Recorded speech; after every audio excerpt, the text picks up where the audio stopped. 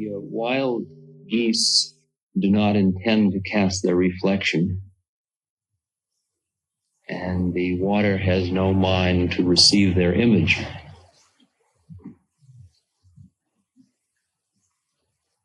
That was the first message I got from the first fortune cookie I opened when I returned from India. And it seems like a fitting contract for these meetings.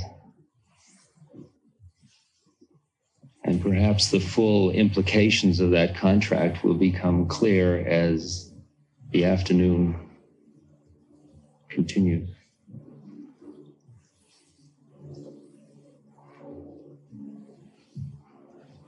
What I'd like to do is to present a model to you.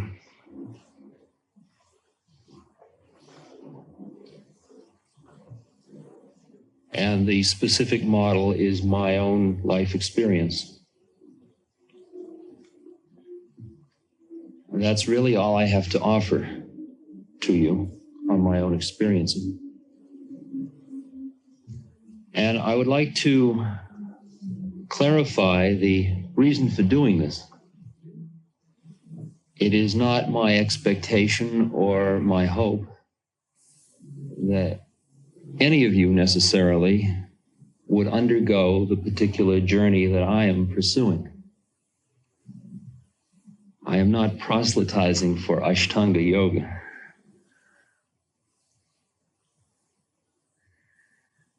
But we in the West are faced with a very interesting predicament through a variety of circumstances, some of which are built into the culture, like changes in communication, media, and so on. Some of them are the result of the chemicals that have appeared and been widely used, psychedelics. Some of them are personal experiences people have had which previously they kept hidden, but now they begin to redefine, or they've hidden them under labels the society provided them, which made them seem like psychosis or insanity or something. And they now reconsider them. As a result of all these circumstances, many people in the West, including me, and I assume you, and that must be what's bringing you here, appreciate the possibility of states of consciousness other than our normal waking state of consciousness. Or maybe you're here just because you look at the world in which you're living and you say, well, we obviously can't handle it with what we've got going, so I'll at least look for something else, even though you may not have the faith and the possibility that there is something else, but you're going to look anyway. So we're presented with a possibility, and it filters through to us from one source or another that there is a very ancient tradition of people who have realized other states of consciousness and have sent messages and made maps. But the problem that we have as Westerners is that we can't understand the maps. The maps are there. The secrets are not secrets in the sense of, I'm not going to tell you. They're secrets in the sense that we can't hear. Jung, in his writings in the book by Wilhelm called The Secret of the Golden Flower, it's a eulogy for Wilhelm. He commends Wilhelm for having the courage as a Westerner to give up his predispositions of thought to be able to get into that position from which he could appreciate the Eastern writings from an inside point of view. In other words, give up his identity as a Westerner. The term that you may be familiar with that's required is what's called surrender. And so what we can do for one another as Westerners is collect the data that are available to each of us as we open ourselves to them, We are all on a journey. We are, just as Hermann Hesse talks about, the fellow travelers on our journey to the East. East not being literal necessarily, but metaphorical. And what we can do is we can help each other along. We can be the satsang, the sangha, the spiritual community, the support for one another, giving each other the confidence to keep pursuing this possibility. And we give each other our own lives to help, and that's what I would like to do today, is to present, as I say, the model, because maybe there'll be some clues in it that will be of some use to you in your own sadhana, in your own spiritual journey. But in doing this, I am going to work on myself throughout this whole afternoon, as I'm always doing my mantra, japa, and therefore I'm really not speaking, I should tell you, and I hope you aren't listening. Because the place where I am, and I hope you are, is the same place where we together are witnessing one of us speaking and the rest of us listening. But let's not get trapped in our social roles. It's a good exercise. Now, the reason that my life may be useful, although from most other standpoints it seems, even to me, quite trivial, is that I have he led 3 lives. I have 3 chapters, each of which is led quite naturally into the next, although at the time it didn't seem very natural. The first chapter was that of being a social scientist. The second was that of being a explorer in the psychedelic community. And the third is that of being a student of Ashtanga Yoga. And I'm going to take you through my trip to show you why each of those transformations occurred as best as I can.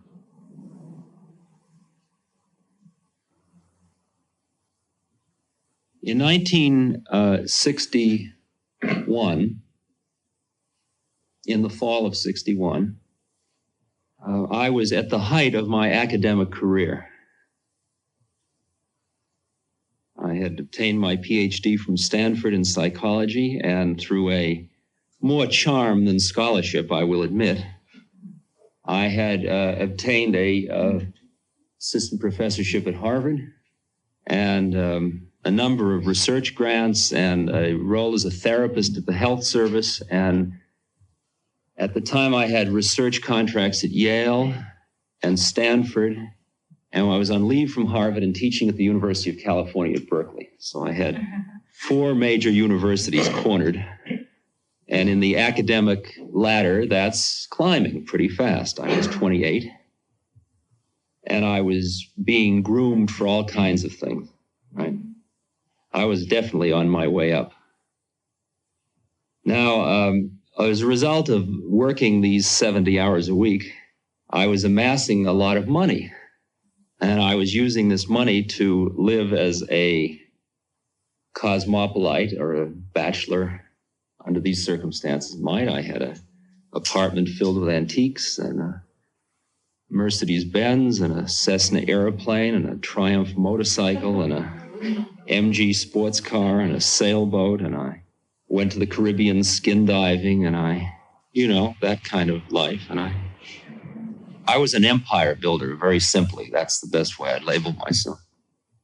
Well, with it all, although it looked awfully good on paper, there was something wrong inside about it. I don't think I'm yet ready to be able to label, because I'm probably not free enough to be able to have objective understanding of it. To be able to label what really didn't feel right. I can give you some clues about what didn't feel right. One of the problems was I was teaching these very hip courses at Harvard. I was teaching Freud and human motivation, personality development, and clinical psychology. And all of these students would come seeking my wisdom. And the problem was that I knew I didn't know. I mean, I knew everything you had to know in order to be a professor of psychology at Harvard. But when you got down to the nitty-gritty of what had something to do with people's lives, I knew that it all didn't add up right, because I had these various roles. I was a researcher studying child development. And so I could see how the variables we were working with didn't quite get to what that kid was all about. Then I was a therapist, and so many hours a week I had somebody sitting on the other side of the desk, and he was playing patient, I was playing doctor, and I would sit and I'd run through my list of theories as he would run through his list of symptoms, and we'd compare them and match them up, and you know, it wasn't enough. It didn't quite gel. It was as if psychology had a reason to be as defensive as it was. Because as if behaviorism hadn't quite gotten hold of the critical variables in the human experience. And I looked around, I looked at my colleagues, my psychological and psychiatric colleagues, and they seemed to be really just about as neurotic as anybody else. And they would come and they would be psychologists from 9 to 5, and then they would go home, and they seemed to be roughly as hung up in their marriages. Their children seemed to be as destructive as other people's children. They seemed to show the same personality manifestations. And it seemed a fair question that if all of these theories were so good and these people were the masters of them, why wasn't it reflected in their own human behavior? Now, I had really tried. I had gone through 5 years of psychoanalysis, and most people hide behind that and say, well, it was a didactic analysis. That is, I did it so that I could help others. It's a teaching thing. I didn't do it. I did it because I was neurotic, and I paid because I was sick and I wanted to get well, because I knew that I wasn't making it in the world the right way, even though all the credits were, the byline had all the credits. But at the end of 5 years of psychoanalysis, it was apparent that since I knew a lot about Freud and could keep pointing out to my analyst where he was making misinterpretations on the basis of a 1906 paper or something like that, that my defenses were at least as strong as his tools. That's all that's all that roughly $25,000 demonstrated to me. I hope those of you that are invested in those particular professional roles will appreciate that I'm probably still merely acting out my negative transference.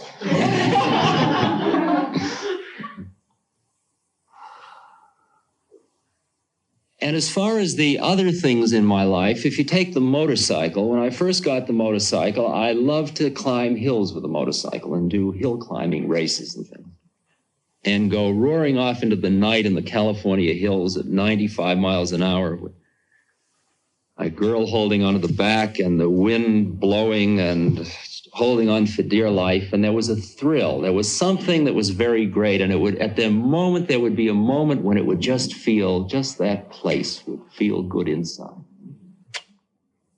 But that was about one moment. Then all the rest of the time it was cold, or it was rainy. And so after the newness wore off, the motorcycle sat in the garage, and the airplane sat out at the landing strip. Because after a while, each of the things, the possibilities of each of those vehicles for giving me that thing I was looking for inside had been explored. And they were very finite, and I had appreciated what their limits were.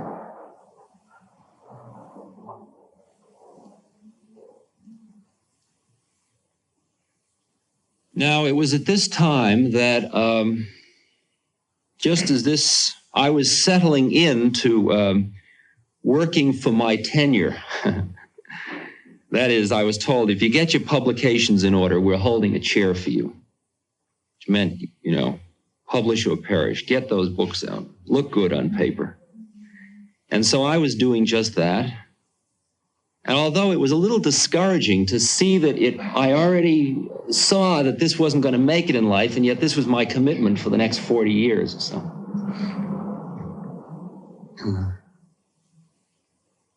Now, I had a big corner office at Harvard with 2 secretaries and about 40 research assistants. And as I say, I was an empire builder. And down the hall, in a little closet-like place, there was this other guy who had come back from Italy, who had been riding a bicycle around Italy and had been found by the chairman of the department, who brought him back as the new bright thing for the department, and his name was Timothy Leary. And he was a fun-loving, drinking Irishman. And we were bachelors, and so we started to share evenings together, and he said he was going to Mexico in the summer, and I said that I'd like to come down too, and that we ought to take a trip across the north of South America in a little plane. And I told him I flew, which wasn't exactly true. I had a student license at the time. And he said, great, then we would meet in Cuernavaca on a certain date, and we would take off from there. So I then secretly went out and got my license. And then nobody would trust me with a plane, so I had to buy one. The bank bought it, actually. And off I went with the license 1 day old for this hair-raising trip, believe me, quite hair-raising trip over the mountains into into central Mexico. Well, when I got there, Tim had just had this experience in which he had taken the sacred mushrooms of Mexico, which he had gotten from a woman called Crazy Juana, a curandero up in the hills, who would put one in your hand and 2 in her mouth. And I heard many stories about what had happened to him in this experience. There weren't any more of the mushrooms around, and we didn't take the trip across South America. We just hung out down in Tepoztlan and Cuernavaca. And then we flew back to the United States together in the plane with his son and an iguana. And I went to Berkeley, so I couldn't do anything more. And he went back to Harvard to start exploring these chemicals, because he said he had learned more in this one experience than he had in all of his years as a psychologist. So when I came back to Harvard in the spring, I was quite eager to have this experience. And he had gotten hold of the synthetic of these called psilocybin. So on March 6th in 1961, it was the night of the biggest snowstorm of the year, and my parents' home was about 2 blocks away from Tim's big house. And I went to my parents to visit, and then I trudged through the snow and went over to Tim's house to turn on, which we did in the kitchen with a variety of assorted people in our usual highly controlled manner.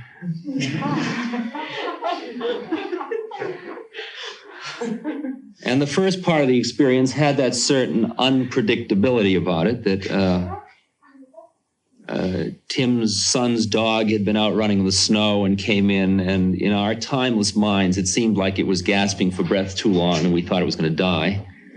And it was by then 12 o'clock midnight Saturday night in a raging blizzard, and we imagined ourselves carrying this dog to the veterinarian 4 miles away, when we weren't even sure the dog, it wasn't just us. So we called his son down from upstairs to ask him to see how he would act with the dog.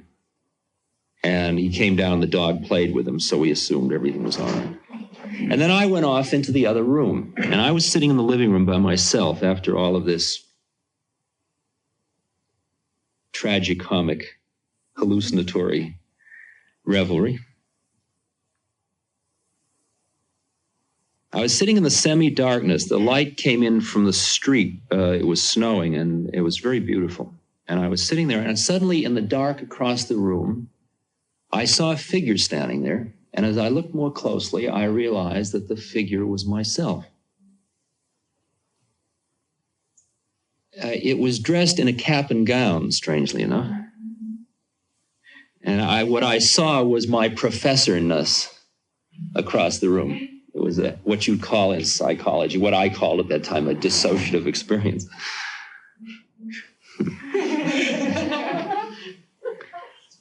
And so I looked at this professor-ness, and I said, well, it wasn't me any longer. I mean, I was here, and there was it.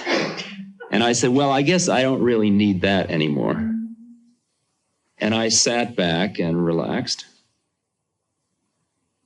And the minute I said, I don't need that anymore, the figure changed, and it was somebody else. And I sat forward, and there I was again, except now I was the young cosmopolite.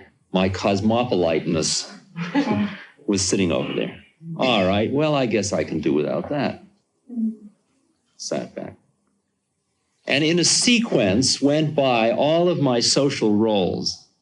Loverness, wise man, kind person, all of my roles. And each one, okay, well, too bad about that one. There it goes. And then went by Richard Alpertness. Now, this was another matter, you see. This was who I learned to be way back then, and I wasn't at all sure what happened when you gave that up. And I went through my mind the thought, what have I taken with this drug this madman Leary has given me? See, it's already his fault. And what's clearly going to happen now is that I'm going to be an amnesia case because I'm losing my identity. I won't know who I am. All right, well, I can always get another social identity. I went through this thought process. I'll give up Richard Alpertness. At least I have my body. But as those of you that have experimented in this world know, I had spoken prematurely. Because as I looked down at the couch, nothing below my knees was visible any longer. And as I watched slowly, it all disappeared until it was only the couch on which I was sitting. Now, the kind of panic I experienced at that time has been reported, usually in the tabloids, as the dire consequences of irresponsible use of psychedelic chemicals. Because there was nothing in my model of the universe that led me to believe that if I was not in my body, there would be anything left. So as far as I was concerned, I was dying or ceasing to exist. That was it. And I recall the feeling. I recall the adrenaline flowing. I recall the sweat breaking out. I recall wanting to scream out for help. I recall all those feelings. And as the panic was mounting in whatever it is that it was mounting in, since I wasn't seeing anything, obviously, a voice inside of me said very quietly and rather jocularly, it seemed to me, in view of the gravity of the situation, but who's minding the store? And I became aware at that moment that although everything by which I knew myself was gone, still there was something in me that was watching this whole process disappear. There was what I at the time was calling a scanning device or a point of awareness, something in there that had no reference to body, no reference to personality, no reference to any of my social roles. And yet there it was, clear and lucid and watching the whole thing and just, watching it all happen. And the minute I defined it or labeled it or named it, I experienced a tremendous exhilaration, a tremendous feeling of liberation. And I remember jumping up and I ran out into the snow and danced in the snow. And then later I recall going back through the drifts to my parents' home around 5 in the morning and deciding as a young tribal buck that I would shovel the snow in the front. And I was shoveling and my parents came to the window and opened the window and said, "You damned idiot, come in, you don't shovel snow in the middle of the night."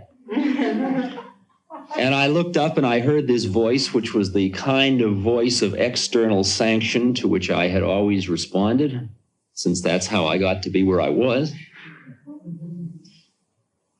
And I listen to the voice inside, and the voice inside says, it's cool if you want to shovel snow. It's all right. Nothing immoral about that. It's all right. And I looked up at them, and I smiled, and I danced a bit of a jig, and I went back to shoveling. And the window closed, and I saw them smiling behind it.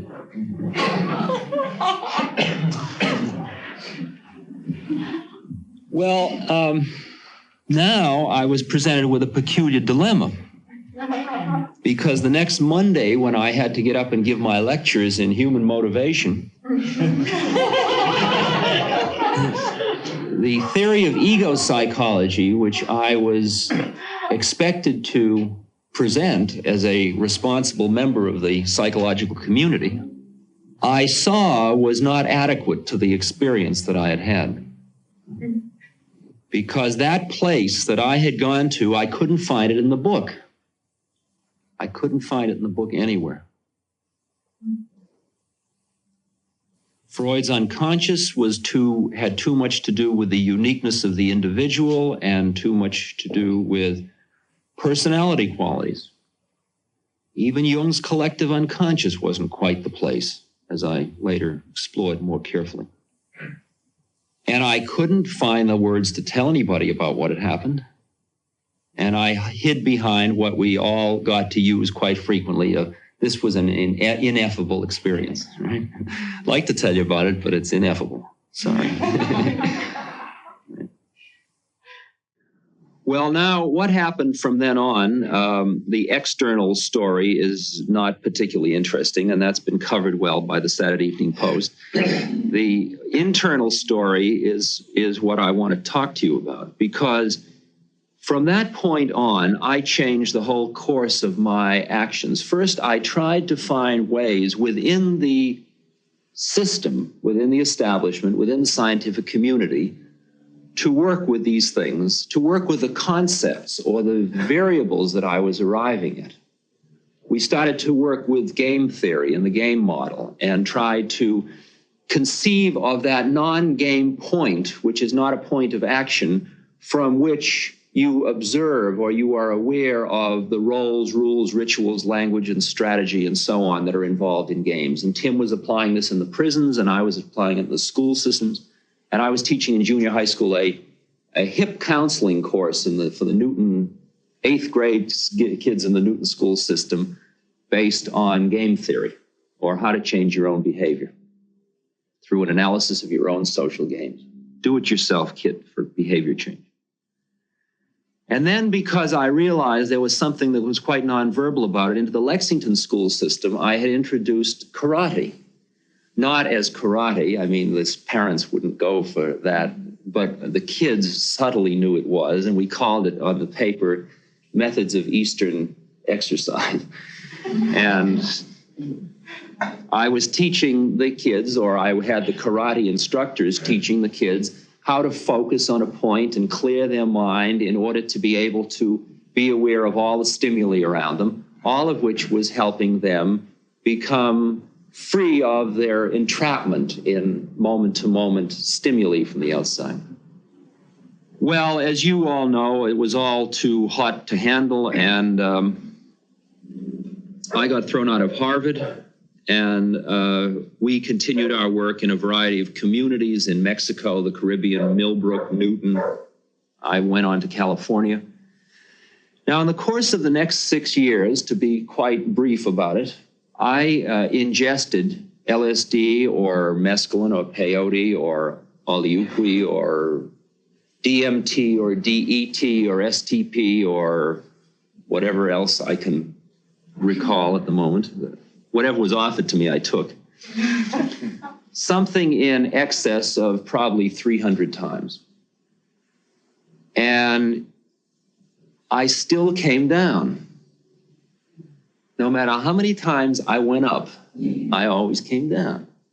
It was as if I would go to the doorway, I would look in, and maybe for a brief moment, I would be able to experience this other kind of consciousness.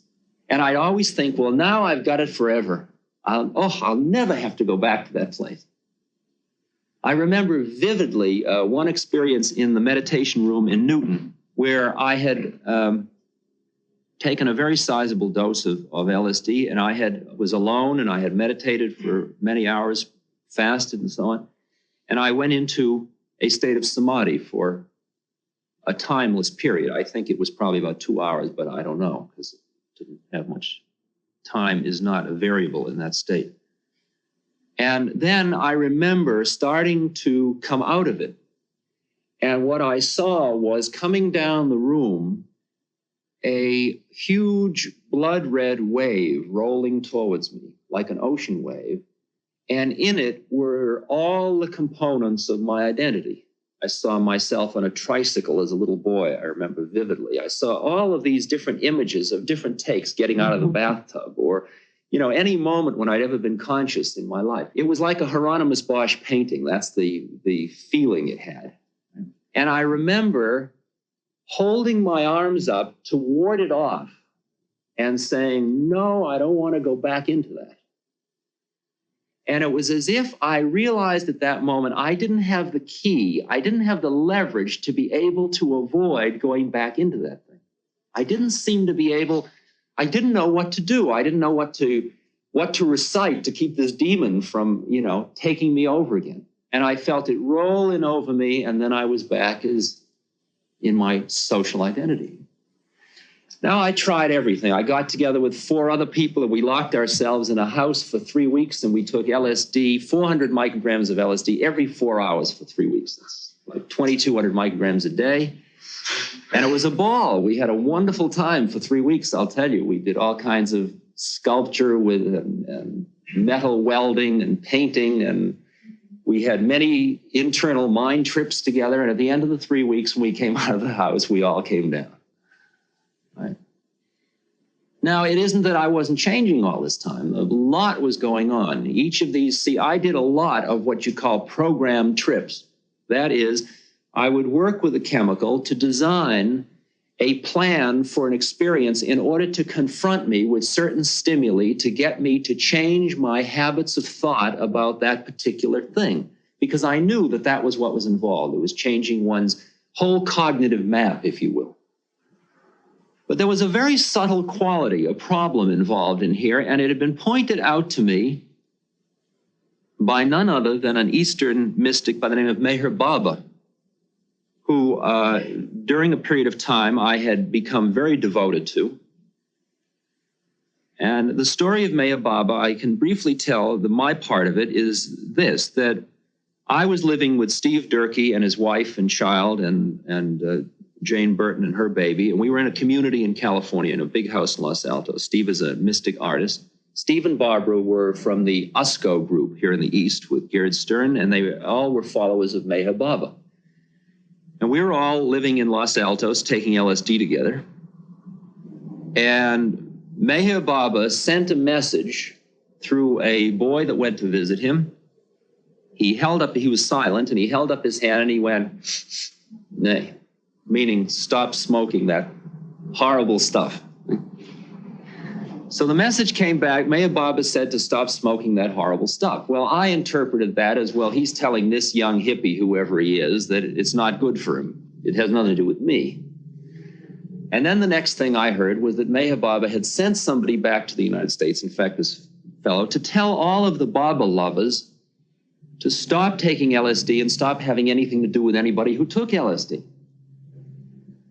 Well, now this raised a peculiar problem for us in our home because Steve and Barbara were followers of Meher Baba, and I was one of the LSD people, as we were called. And we were going to have to break up the community in order to adhere to his directions. So I wrote Meher Baba a letter. It's a strange thing to write a letter to somebody who says, I am God, I am the avatar, but I took courage in hand. And I wrote and I said, Meher Baba, here is my problem, which you undoubtedly already know, but I'll tell it to you on paper anyway. I read your books, and they all speak to me from way inside myself. I know they're all true. It all feels absolutely right. The only reason I know that is because of these drugs. Therefore, how can I, with any integrity, put them down? Since they brought me to you. Would you please tell me how to do this? So he wrote back and he said, in effect, for a few serious students like yourself, these chemicals may be slightly helpful. You may take them 3 more times and then you should stop. I thought that was very funny. But the other thing he said was, he said, the problem is that one gets addicted to the experience. Not addicted to the drug, addicted to the experience. What I now would call, you get trapped in your upaya. You get trapped in your method. And the person who says, well, I'll just take it once more to go back to that place, maybe this time I can stay, already knows he's not going to be able to stay this time. And he knows, just like I knew, that somewhere inside of himself is a little voice saying, which is the drug and which is me? Although he's putting down anybody that's saying, man, it's all hallucination, and you ought to settle down and live in reality, because he already knows that it... See, the drugs did the major thing for me is they broke through my limited reality that I had considered absolute reality, like this is the way the world is, and it introduced me to relative reality, so I could get outside a particular perspective and see that there were other realities as well. I got into relative values, relative perspective, relative reality. The next step, as I'm going to tell you about in a moment, takes you the next step, which goes behind the relative realities to an absolute reality, to a capital T truth, which science, of course, says there isn't. And it was true that I was addicted to the experience, because when I would come back into this consciousness, it was as if I just didn't have the effectiveness, the free energy, the powers of consciousness, the understanding of the universe that I had when I was under these chemicals. And therefore, I used these chemicals anytime I would be required to perform at a very high level of consciousness, which made it very difficult to go out on lecture tours and keep from getting busted. Whoever hears this. Okay. 1966, 7, 2 things happen. One is a mounting degree of despair in me. It's not what you would call drug depression by any means. I realize that these drugs are just what we always thought they were. They are the powerful vehicle that show the possibility, but I realize that we don't know enough to figure out how to use them. And nobody else seems to either. I mean, everybody you talk to, we were talking to the people who supposedly knew, and none of them had a model which would allow us to really stay in these situations. The other thing that happened to me was that I had been invited as one of the initial people before it was released into the market to experiment with this chemical called STP. And the dosage I was given turned out to be about twice as large as is feasible to work with. And it had put me into a strange, timeless glass encased booth for about 3 days, during which I had to deliver a lecture at a university, since I had not expected that the chemical was going to last that long. And I was delivered to this university and onto the lectern, and onto the platform. And I took microphone in hand, and this voice spoke through me, and I proceeded to give a lecture. And at the end of the lecture, there was a very curious reaction on the part of the audience, because when the lecture was all over, nobody moved. And I said, well, that's all, everybody. Nothing happened, nobody moved. And then people came up, and they stood around, and nobody said anything. They just stood there. I stood there, and they stood there. I'm giving you a behaviorist description of it now. And a friend of mine that was there said that the people that had just come out of curiosity, who couldn't appreciate or accept the feelings that I was projecting, had become so uptight and angry that she said it was the first time she ever feared for my physical safety at a lecture, that these people would have physically hurt me if they could have, because I got to something in them so deep. Well, I sensed at that point that whatever else these chemicals were, they had opened something in me that I wasn't the least bit ready to be responsible for, since I didn't think I was a responsible enough being to be in this position of whatever was being called out here. It was like you were handing a jet controls to a child. I mean, you know, it's insane to give me those kind of powers when I was so power hungry, as my previous life had demonstrated. And so I canceled all my lectures at that point, deciding I couldn't really afford to speak anymore since I didn't know what was going on. Now, the final thread bringing you to the third part of the story is that in the early 60s, when we first started to work on this with people like Aldous Huxley and Gerald Hurd and many advisors and wise friends, they had brought to our attention many Eastern books as being relevant, and the Tibetan Book of the Dead, which was a manual used in Tibet to prepare people, read by monks to a person as he was dying, to prepare him to die and go through the 49 days before reincarnation, through the bardos. That when we looked over that book was almost at times frighteningly parallel to the psychedelic experience. And therefore, Tim conceived of and pretty much did on his own the translation of Evans Wentz translation of the Tibetan book into a manual for working with the psychedelics. We tried to conceive of the psychedelic experience as a psychological death rebirth experience, since my own first experience was such a death experience, as I pointed out to you. And following that, we read a number of books which had led us to believe that the information that we needed to know to socialize these chemicals to be able to work with these higher states of consciousness was known in the East by somebody at some time or other. And so various of us went to India to find these guys. You know, go find one of them. And everybody came back with the same report. Well, I guess there aren't any around. They're all gone. And it got frighteningly clear that there might be a possibility that we knew as much as anybody knew that was alive, and we didn't know, right? And that was a very unpleasant feeling to have, because that made it all a little too irresponsible, whoever was planning it. Well, in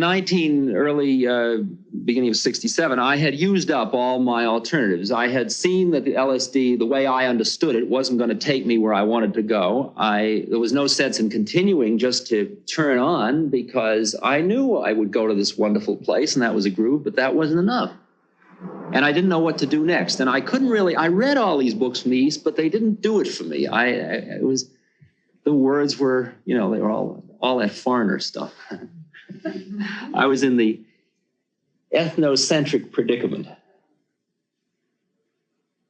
Well, I finally decided that I would go to India and look for myself. Maybe they'd overlooked a holy man hanging out somewhere. And I had a friend, David Padua, who's a very intellectual, extraordinary fellow, and who has retired at 35 after being very successful in his undertakings. And so he arranged for a Land Rover to be delivered to Tehran, and we started our journey from Tehran, Iran, in search of the Sufis, which were the mystics of Islam. And we searched out Sufis, and all we found was one Sufi about 92 who was blind and was very sweet and gentle and surrounded by very lovely people, but nothing happened. I mean, the way you get to know is somewhere in here. There's nothing they're going to say to you. There's nothing they're going to, they don't have a badge or a credential or anything. It's just you're going to feel that something happened. And then we went on through Afghanistan, which is an extraordinarily beautiful country. And in a haze of extraordinarily fine charas, hashish, went on through India, went to see the Dalai Lama. Dharamsala had his audience, darshan.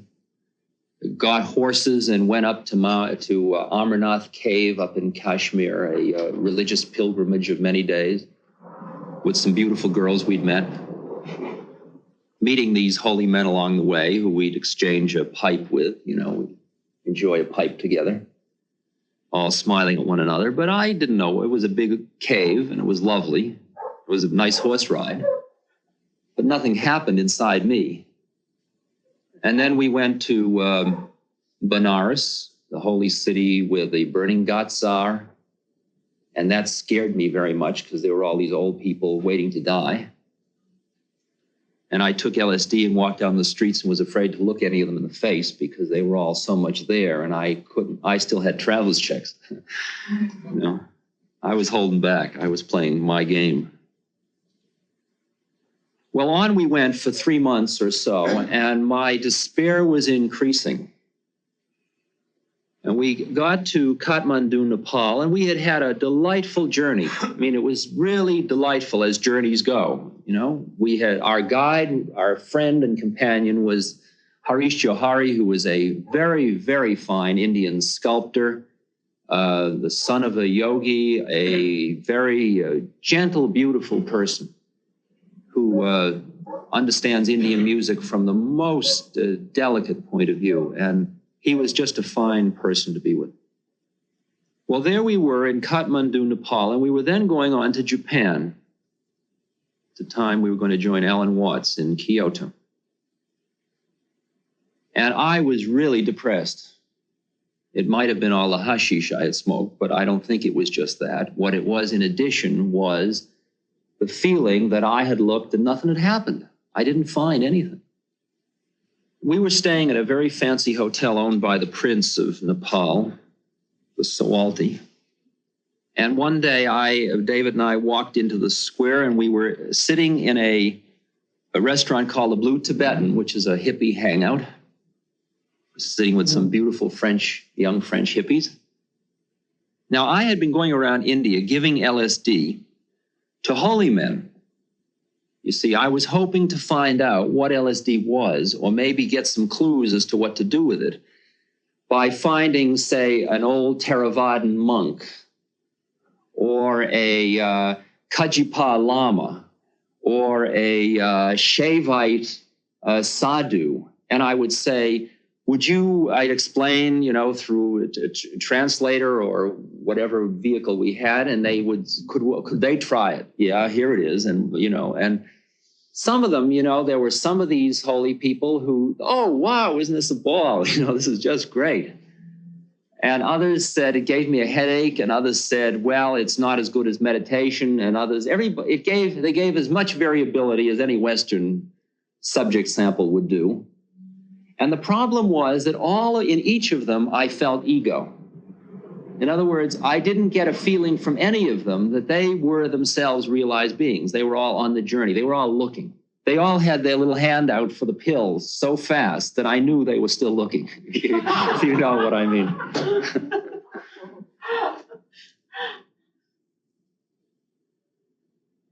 So we're sitting in the Blue Tibetan, and in walks this very unusual-looking fellow. He's a Westerner. He's from the United States, young fellow. Perhaps he's so unusual because he's very tall. He's 6'7", long beard, long hair, blonde hair. Looks a little like Christ.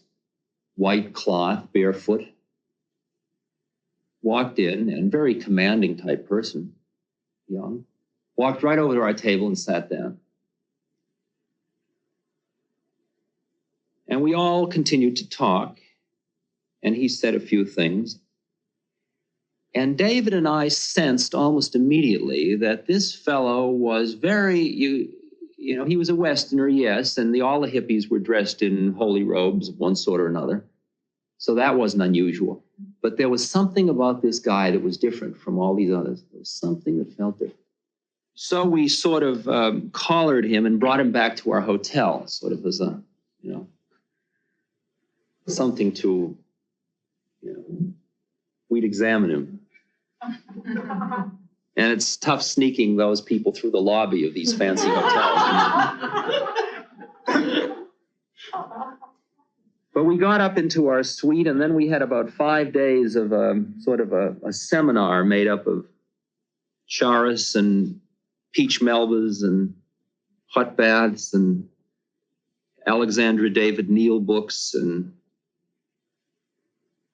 Avalon, Richard Avedon books, Arthur Avedon. And LSD. And the deeper we all got into, there were the four of us, this Indian sculptor, David, who's really a Buddhist at heart, or in mind, or in mindlessness, although still very much caught in the world of the external world, but sees what the possibility is intellectually. Extraordinary intellect. He went to college when he was 14, and he had his international law degree when he was 20, and, you know, that kind of person. And this tall fellow and me. And as the days went on, it became apparent that while all the rest of us were still looking at one level or another, this tall guy knew. There was a different feeling. Inside, there was somebody in there. There was something very certain. You didn't feel that he was reaching so hard. You still felt his personality, but it was a different quality about it, something different. And he knew an awful lot about a lot of things. He had left the United States when he was 17 years old. He just finished high school, and extraordinary guitarist. He thumbed his way across the United States, went on a freighter to Rotterdam, and then playing his guitar all the way across Africa and Egypt and Israel and all, came to India. He knew he was home, and he had been initiated into a number of different sects, and he had been in India for 4 years then. And he knew a great deal. So when it came time for us to leave for Japan, I didn't really want to go, because this was the first guy that was the spark of the light that I was looking for. But it seemed absurd that I would come, 6,000 miles or something like that, and on this journey to find a 23-year-old guy from Laguna Beach. I mean, it just, you know, it was very hard just from altering one's expectations. And so I got to this choice point of going on with David first class, the rest of our survey of the Eastern Oriental mind, the Oriental mind survey, or going off with this tall fellow who was going to go on a religious pilgrimage in India, back into India. Well, I chose to go with him.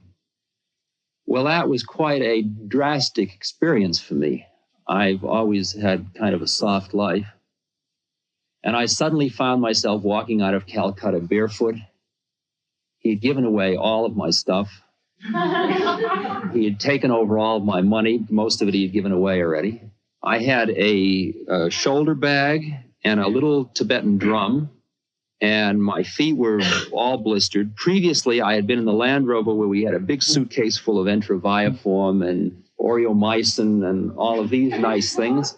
And now my shoulder bag had a tube of Johnson First Aid cream and 2 Band-Aids. That was my whole equipment. And previously we were drinking bottled this and going to American-style restaurants. And now I was eating from street vendors. And so the dysentery was quite extraordinary.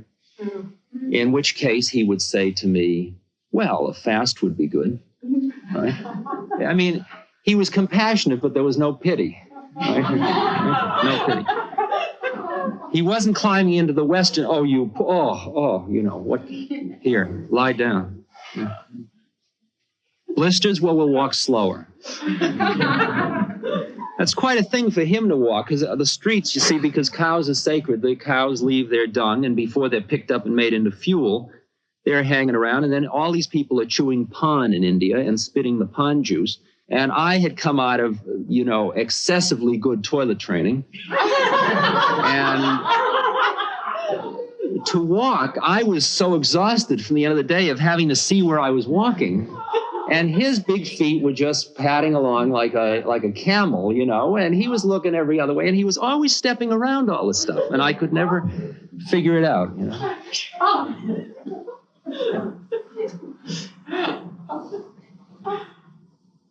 Now, as we got out of the big cities, in the big cities, people look at you like, what kind of a nut are you? Barefoot in a cloth. We know you're a Westerner, like, who are you kidding? But as you get out in the villages, it's much purer in India, and they still respect the spiritual endeavor. And people would call, hey, Baba-ji, which is Baba.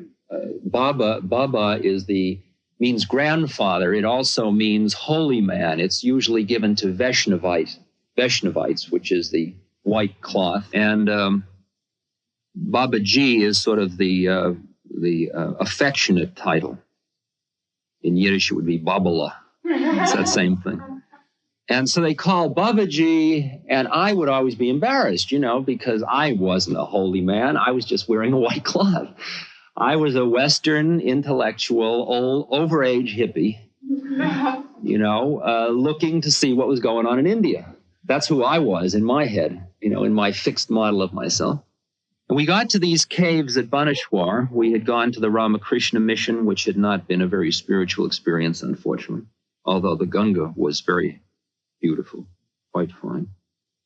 We had gone to the Sun Temple at Konarak, which was the use of sexual Tantra, and very high temple, very extraordinarily beautiful. So we got to these caves at Baneshwar, these Buddhist caves in the rock, beautifully cut in the rock, almost by hand, very soft inside, little caves, maybe 30 or 40 of them. And it was empty now.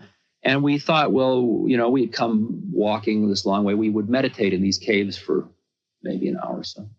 And so I found a little cave way up on a ledge, and I went inside there, and I sat down, and it was a warm afternoon. I closed my eyes, and I sort of went off into a reverie, I guess you'd call it. Felt very calm, eyes closed. And I opened my eyes about 20 minutes later. And I noticed there was only the light from the door, that there was a pile right over by the door. And I assumed this pile was a pile of stones that since I came in from the bright light, I was not dark adapted. I must have stepped over and not seen. But I looked forward, and they were a pile of coins. See, religious pilgrims had passed, and they had seen this sadhu meditating. And because it is the responsibility of the grasta, or the householder in India, to support the holy men, they had left this money for me. And that really shook me up. So I talked to Bhagavan Das about it, the friend I was with. And we decided to give it away to a beggar. But I kept 1 paisa, because it was the first time that I found that it paid to be a holy man. And there was that much profaneness in me that I thought that. You appreciate that. At the same time, because it was too embarrassing to seriously consider myself a holy man. Because my Western mind wouldn't give in that much. I mean, I know what kind of a hype religion is. You're not going to catch me in coming on like one of those guys. See, that was my feeling. And Bhagavan Das said, look, he said, when people reverence you because of the role you're in, they are doing it, and it's helping their spiritual work to do this. And the way you can handle it, he says, the way I handle it is I reverence them back. Because you're a holy man, you don't bow. Like they come out and they touch your feet. People run out from shops to touch your feet as you walk by. And you don't do that to them because you're in your role. But in your heart, you touch their feet. You reverence them. And he said, then you're offering them the blessing that they've come to receive, and it's one... that which is pure in you offering to them. Okay, that was fair enough. I was willing to do that. Now, all along this journey, this fellow, this strange Westerner, is slowly taking me over my training. And my feeling during this period is as if I am a newborn baby. That's all I can describe it as. He's buying the food. He arranges for our sleeping things. He tells me when to get up. He tells me where we're going to go. He tells me where to sit, when to stand, how to go to the bathroom. He teaches me how to go to the bathroom like a Hindi. He tells me how to eat with my hand, you know. Left hand for that and right hand for that. And, you know, don't mix them up, but you'll lose a hand. You put it in the communal pot, wrong hand. And most interestingly, and he's teaching me about my body, and I'm losing weight, and I've got racked with dysentery, and my bones. We're sleeping on wooden tables everywhere, see? Because he's a holy man, so he doesn't go to hotels. He doesn't go into restaurants, so you sleep where you sleep on the ground, or you sleep in a wooden, you know. So all my hip bones are black and blue, and, you know, it's really painful, very, very painful. But besides the body thing that's happening, he's working with my thought process. So I'll say to him something like, how long do you think we're going to be on the road?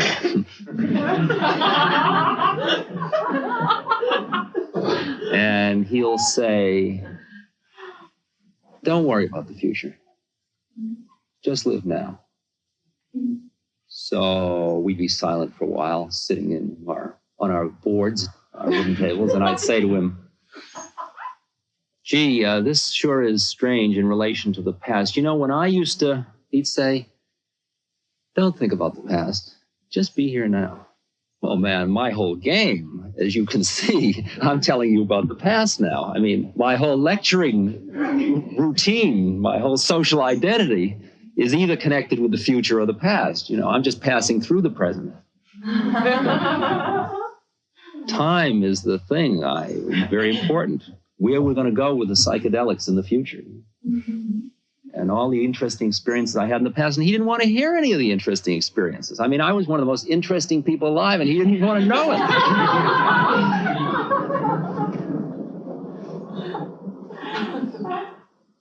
And then I'd say to him, gee, I feel lousy. And he'd say, think of feelings like waves on the ocean and watch them recede into the distance. So I'd take that lousy feeling and I'd make it into a wave and I'd push it off into the distance.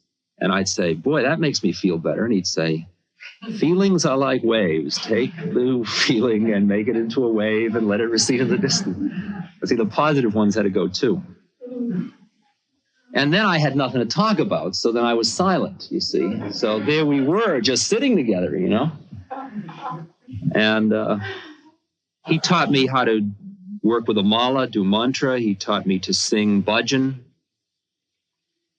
said, fill your mind with good things, you know, praises of God, which I thought was a big joke, but okay, if that's the trip, I'll do it.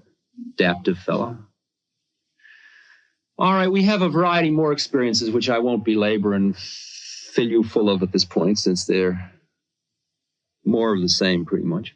And then every place we go, there's somebody groovy to receive us, because he has many friends everywhere and they all love him. That's pretty clear. And he's also, because he's an initiate of many sects, everybody knows him from something or other, and they're all like, there's some spiritual link with everybody we're meeting. So the situation arrives that I have my visa to extend, which I'm going to do for a couple of more months and then go on to Japan. So I go to Delhi with him to do this, and I get back into my horn-rimmed glasses and my pants and jacket, because I can function with the bureaucracy as, you know, Dr. Alpert, collector of musical instruments for the University of New Mexico, the Museum of New Mexico, and I had letters of credentials and stuff like that. Well, I couldn't really cut it going in as a holy man to ask for a visa extension. And I got that, and then he had an annual visa to take care of, and his papers were in a city, some way from Delhi, and we went there by bus, and it turned out that he was going to have some difficulty, which is not unusual. Those of you that have dealt with the structure, the government structure in India, it's very, very loving. The Indians are beautiful, beautiful, wonderful people. It's just that they don't live in time the way we do.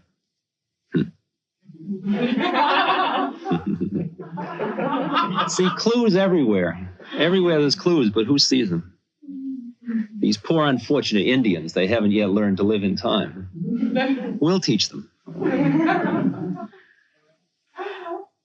So Bhagavan Das says to me, well, he says, I'm having trouble. I got to go see my guru. Now, this is the first time that he's mentioned that he even has a guru to me. I figure, since we've been thinking about Buddhism and all, and the whole Hindu trip seems so like all those pictures of the pantheon they had. The colors were kind of gaudy, and the whole thing was a little too emotional for me. You know, the whole Hindu trip was too emotional, and the Buddhist thing was nice and pure and clean. And so I figured it must be a Buddhist Lama or something like that.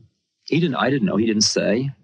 And he said, we better go borrow the Land Rover, which was still in India, which the sculptor had, to go up into the mountains. It's about 100 miles, and we're going to have to do it fast. And I didn't want to borrow that Land Rover because it's like the most expensive vehicle in India.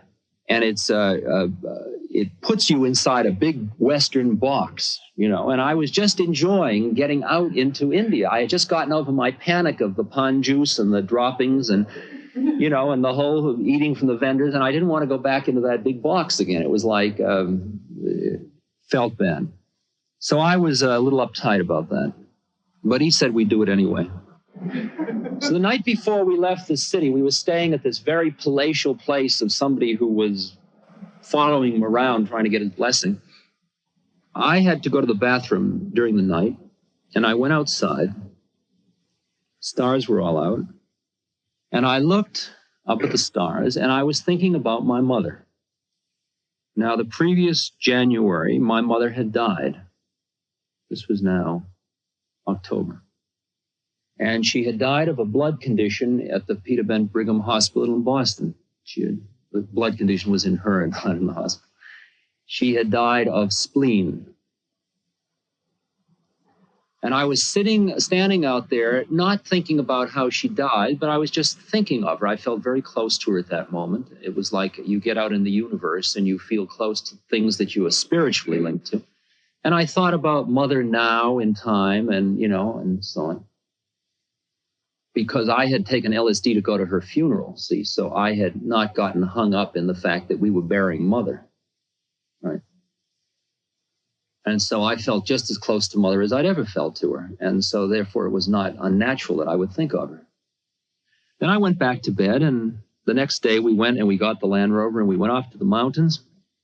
And we came to this little temple by the side of the road, and people surrounded the car as they do everywhere. In India, it's what's called instant crowd. Every time you can stop in the desolate wastelands, and within 10 seconds, there's 200 people.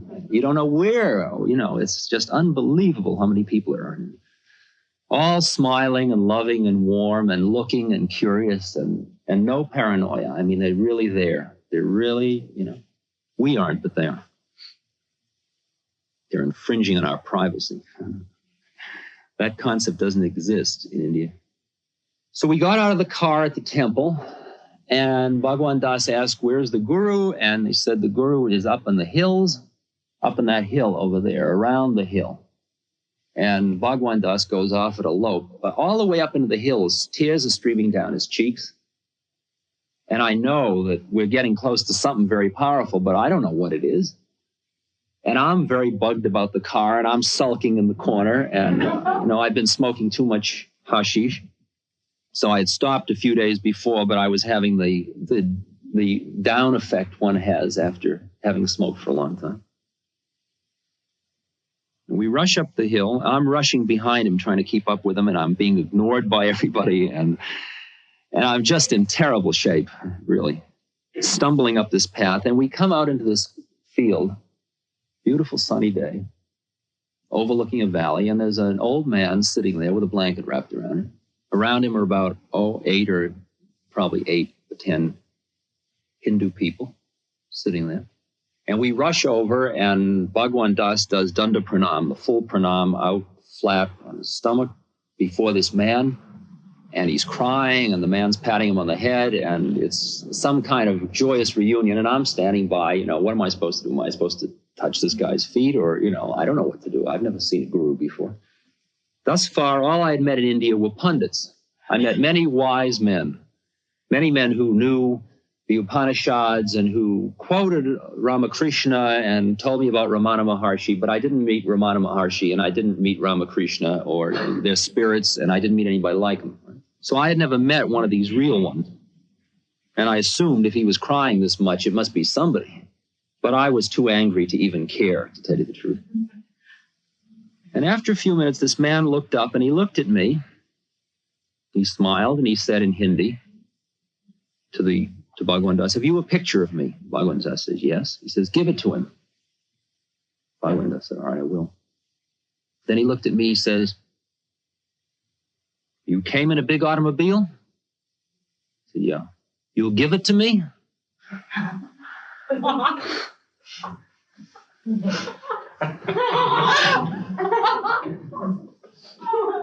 Well, that really blew my mind. I mean, I wish I could have, but, so I said, "Well, it's not mine to give, and, you get me one like it?" So I thought, my God, I just got here and he's hustling me. I mean, what kind of a thing is this? What have I done to deserve this? Am I that bad a person that I got to be subjected? And was I self-pitying and paranoid. All the time he's laughing. See? He's laughing. He's putting me on. But I don't know that. Costs a lot of money, he says. You make a lot of money in the United States? That's how I used to. You'll get me a car like that? It rides nice, huh? He's just coming on to me, something fierce, right? Okay. And I'm really angry, but I'm suppressing it and answering pleasantly, and everybody's smiling at me, and I'm smiling at everybody. Then he says, take them for food. And they take us to a room, and they give us a big feast. These beautiful sadhus bring us food, the food that the women bring to the guru each day as an offering.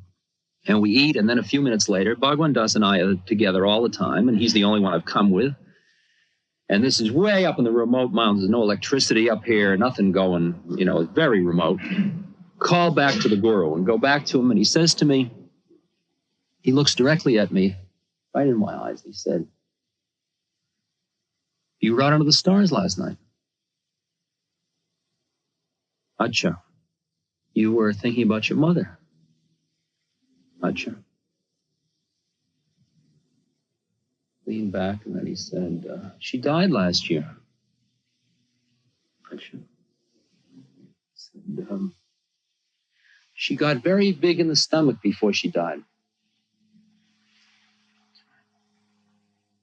He said, she died of spleen. He didn't ask. He said she died of spleen. Well, the only way I can describe what experience I had at that moment, and he looked at me with a twinkle at that point. Now, the only way I can describe what happened to me at that moment is to compare my rational mind to a computer that has been fed an insoluble problem. That the computer runs through all of the alternative resolutions of this problem that are in the storage units, and it runs off each of them in sequence. And I thought, well, does he have a telephone? Was Bhagavan Das away from me for a moment? Bhagavan Das doesn't even know my mother's dead. How is he going to? Because he wasn't interested in my past. He doesn't know that.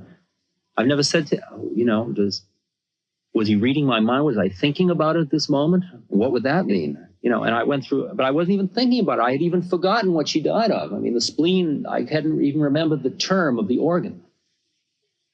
So the computer went and went and went, and then as computers do, when it finishes its analysis through the storage unit, a little red light goes on, and a bell rings, and it stops. And that is literally what happened to my rational mind at that point. I realized I'd just been overwhelmed. I mean, ego, Richard Alpert, had just been beaten. There was nowhere to hide.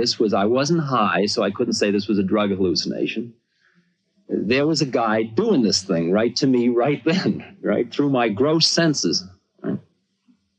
And at that moment, when that computer stopped, it was like a very severe pain in my heart. It was like a really wrenching feeling. And I started to cry. I wasn't crying because I was sad, and I wasn't crying because I was happy. The closest way I could describe it maybe is I was crying because I was home. I mean, because, yeah, right. Whew. Wow. That kind of feeling. Like I didn't have to do it anymore. It was all okay. But I kept crying and crying and crying, and they carted me off to another temple to rest for the night. And now I had no trouble at all touching his feet, whoever he was. Well, that night in the temple, I was very confused, and I would cry a lot, and I just was confused. I mean, that was just my state, was confusion. But I really felt like I had arrived somewhere. I mean, I felt this feeling that this man he knew what was inside of me completely. I just understood that he was part of me. I felt completely safe. And then the LSD went across my mind, and I thought, gee, it's interesting. I've been going around India giving LSD to all these people, asking them what they think, and they all have egos. Here's a guy, he's clearly, I don't feel any ego in this guy. I mean, he feels absolutely pure. I'll ask him what LSD is. He'll know. My Western mind doing its, I'm a scientist. I'm doing my thing. Next morning, message arrives. We're to go to the guru right away. We're taken to the guru. I go to see him. He looks at me, says, have you a question? That's like you walk up in front of the sun and you're completely luxuriating in the warmth of these rays. You're completely fulfilled. You're so satisfied. There's nothing that you want in life but just to stay at that moment. If you could call it a desire even, because you're even beyond that. You're just feeling that good. And he says, is there something you want? Well, there's nothing I want. I said, no, I got nothing to ask you. I'm happy. It's all right. I just want to be near you. He says, where's the medicine?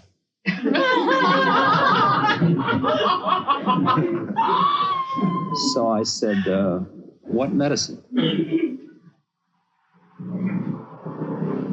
So he said, don't you have medicine that gives siddhis, meaning powers? Well, when it was translated for me, I didn't know the word siddhis at that time. It was translated as powers, and I thought here was an old man who must be getting weak and he wanted vitamins. So I said, no, I don't have anything. I don't have any vitamins. I wish I did, but I'm sorry I don't. So somebody says, no, he means the LSD. I said, LSD? Gotcha. Tika, LSD. So I went to the car and I brought the bottle of LSD back. He held out his hand, and I held up my hand. I poured all this stuff into my hand, and I had in there LSD and a little STP and a few tranquilizers and a couple of sleeping pills and a little of this and a little of that, as I was prone to do in those days.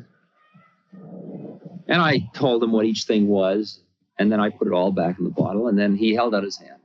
So I poured out one LSD pill. These are what are called in the underground world white lightning. They are 300 micrograms of quite pure LSD. He looked at it and, come on. So I poured a second one. That's now 600 micrograms. Come on. Poured a third one, that's 900 micrograms. Well, now 900 micrograms is, for a man in his 70s, is, it's nothing I would have been a party to, I'll tell you that much. But he looked at it, smiled, threw it in his mouth, and I saw it go down. I saw him swallow it. Right?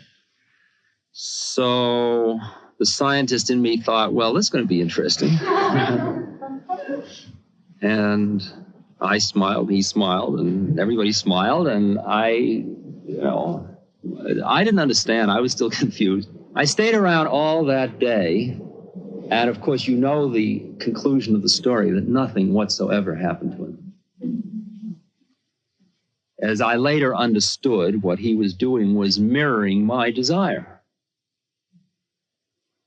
about the drugs, just as he was mirroring my anger and uptightness about the car the day before. He's just a perfect mirror. He isn't anybody at all. He's nobody at all. The week before, an old sadhu had come by who takes arsenic in little doses. Arsenic is an aid to bhajan, to doing spiritual, devotional bhakti yoga. And many of the traveling sadhus use arsenic. And he had about a year's supply, which would be like a lethal dose for about 10 men. And the guru apparently had said, it was the week before, so I did not see this, but he said, where's the arsenic? He took it and he ate the whole thing. And everybody cried and wailed and don't leave us, because see, it doesn't matter to him, he's not caught in his body, but everybody else is. And so all the devotees were all uptight that he was going to leave them. And of course, nothing happened. Now, again, and then he said things like, you went to Amarnath Cave. Yeah, but you were perplexed. It didn't mean much to you, did it? No.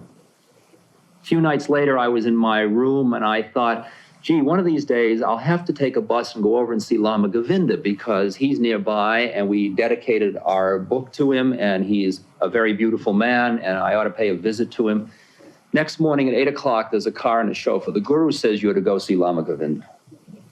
Now, what I experienced at that time of meeting that man, in fact, within those first few minutes of meeting him, was the experience of surrender, which was no surrender. In other words, I didn't begrudgingly give up my ego. It was as if I came home to the place where I no longer needed it. There was never at any time a specific contract entered into where they said, do you want to stay? Do you want to be trained? Do you want anything? It just all happened because we all knew it was supposed to happen. They took over my complete life at that point. I didn't leave that temple again except to go to Delhi once, which I'll tell you about later, for 7 months. When I left, I came back here to the United States for a trial run, so to speak, for some work here, sadhana here. They took over my food, my clothing, my training, everything. Never anybody asked or said. It was all done from then on from inside. I learned about what inside education is about, and we'll talk about that after the coffee break. But the point I want to press home is that as a Westerner, the concept of surrender had been very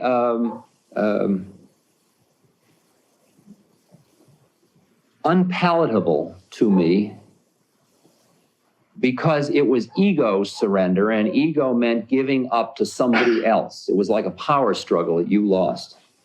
And this man was at the place where there was no other person you were giving up to. I can't get too close to this yet until I tell you more things, but I can give you the feeling for it now. And everything I did from then on was done with absolute joy. There was no thing they could ask of me that was too hard. It was austerities that were not austere. No matter what it was, tapas that was certainly not in any way difficult to do, because I was living almost within this man.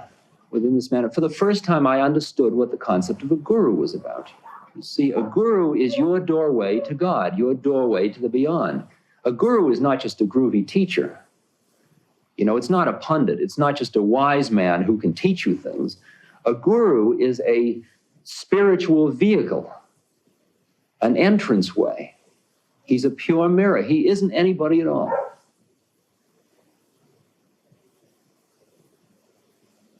There is a paragraph that is the last thing that René Dumas wrote in Mount Analog, which is very appropriate at this moment. He didn't finish the book, he died, but he had notes for the end of it that his wife had included in the book, and this was the last note he had written.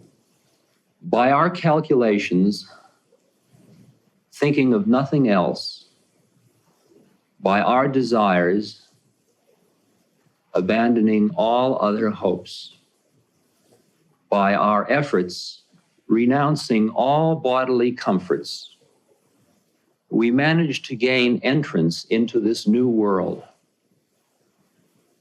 So it seemed to us. But we learned later that if we were able to approach Mount Analog,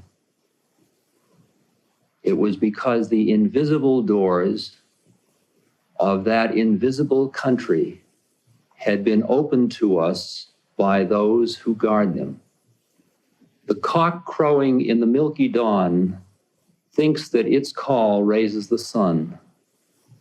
The child howling in the closed room thinks that its cry opens the door. But son and mother follow courses set by their own beings.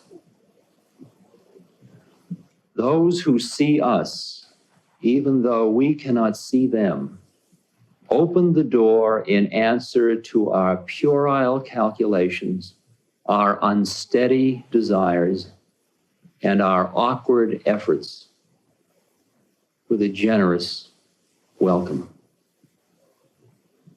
And that's much more the way the universe really is. And just to reflect upon as you sip your coffee, let me say, as it turned out later, Bhagavan Das had been meditating in a monastery prior to going to Kathmandu, had just left Kathmandu, and he got an internal message to go to Kathmandu. And as it turned out later, I found out that the guru had sent for me. What has been said thus far is, from one way of looking at it, an introduction. From perhaps another level of looking at it, it is that which I truly have to offer you. Because what I will talk about from now on is what happened after I stayed at the temple, what training I received, what they taught me, and how, what I learned about what is that state of consciousness that the guru is in, and so on. And all of that is meaningful to, you can really only hear it when you share with me a very firm faith. And the first part of this afternoon was really to convey to you the way in which my own faith evolved.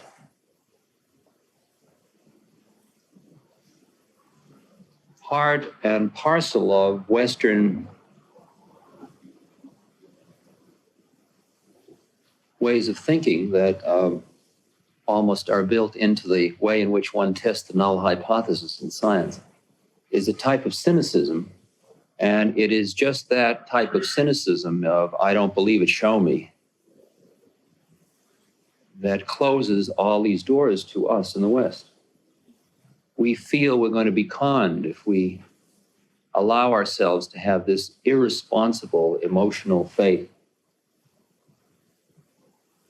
that we can't justify to a hard-headed scientist. And it's really only by telling that story that I know how to convey to you that which is really unlabelable other than by implication. It's interesting, as I was going to leave India, the guru had said to me, is there something you want? And I thought about it for a number of weeks, and I came back and I said to him, the only thing I can think that I want is not to lose faith. Because as long as, no matter how bad it gets, I know of this possibility. I have that faith to keep struggling to pursue my sadhana. And that's a very ephemeral thing to convey to another human being, is faith to be able to do the work. See, all of you know everything you need to know to do a lot on yourselves, but many of you doubt too much whether or not, A, you can do it, B, whether it'll pay off, C, whether there's any payoff really there at all, or is it just kind of mushy-headed thinking on a pack of hallucinating romantics?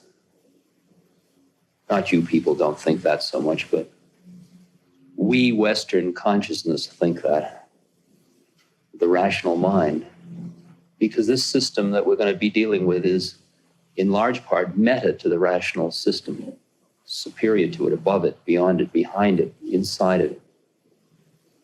And a system cannot look at something outside of itself. That's by definition. And since we only know the world as we know it through our rational minds and our senses, that which is available to us other ways, we tend to reject. And we tend, in order to reject it, to attach a certain kind of emotional rejection to it. I mean, we have a self-righteous cynicism that we apply. William James, in his Varieties of Religious Experience, said, and I think I can quote, very famous paragraph, he said, "Our normal waking consciousness is but one special type of consciousness, whilst all about it, parted from it by the filmiest of screens, there lie other consciousnesses, other forms of consciousness entirely different. We may go through life without ever suspecting their existence, but apply the requisite stimulus, and at a touch, they are all there in their entirety. Different types of mentality, which probably somewhere have their field of application or adaptation. No account of the universe can be total, which leaves these other types of consciousness quite disregarded. But how to regard them is the question, for they are so discontinuous with our normal consciousness. They may determine our attitudes, though they fail to furnish formulas. They may open a region, though they do not give a map. At any rate, they forbid the premature closing of our accounts with reality. And that was as close as he would come. It was right at that cusp between science and what we call the mystical. And all he said was, don't throw it out too fast. Keep the door open. I was just asked to review a book for the Journal of Contemporary Psychology, and it was called Trance and Possession States. It was a book of, it was a symposium from the Buck Memorial work in Canada. Very interesting. For the most part, it was a type of reductionistic endeavor of explaining away all of the possession states and trance states in terms of clinical pathology. The anthropologists could be free of it because they have the delightful occupation of merely pointing, saying, wow, look at that, look at that. They don't have to put it down as the theoretician does, or the psychologist. And the religious people in there were all mainly Western religios who were explaining it away, saying we need a greater psychology of religion, by which they mean the way in which personality is involved with religion, which has nothing whatsoever to do with the spirit. But that paragraph from William James was at the end of one of the articles, which was one of the better articles, and it struck me as humorous that the quote was there, although the whole rest of the book was as if a complete denial of the meaning of that quote. And so, in order to be, you see, I read the books that I'm now working with in my own training 5 years ago, and I knew them well enough to give lectures on them. I mean, I intellectually understood them, the theory behind them, but they meant nothing to me. They were just as if they had been written in another language. When I read them now, yeah, right, that's what it means. That's that feeling. Oh, yeah. Because now I was open in that way. I had said, all right, I won't be a Western social scientist anymore. I'll be an Eastern scientist. I'll study the science of yoga. I'll go the whole trip. Who knows where it'll come out? Doesn't matter. Doesn't matter.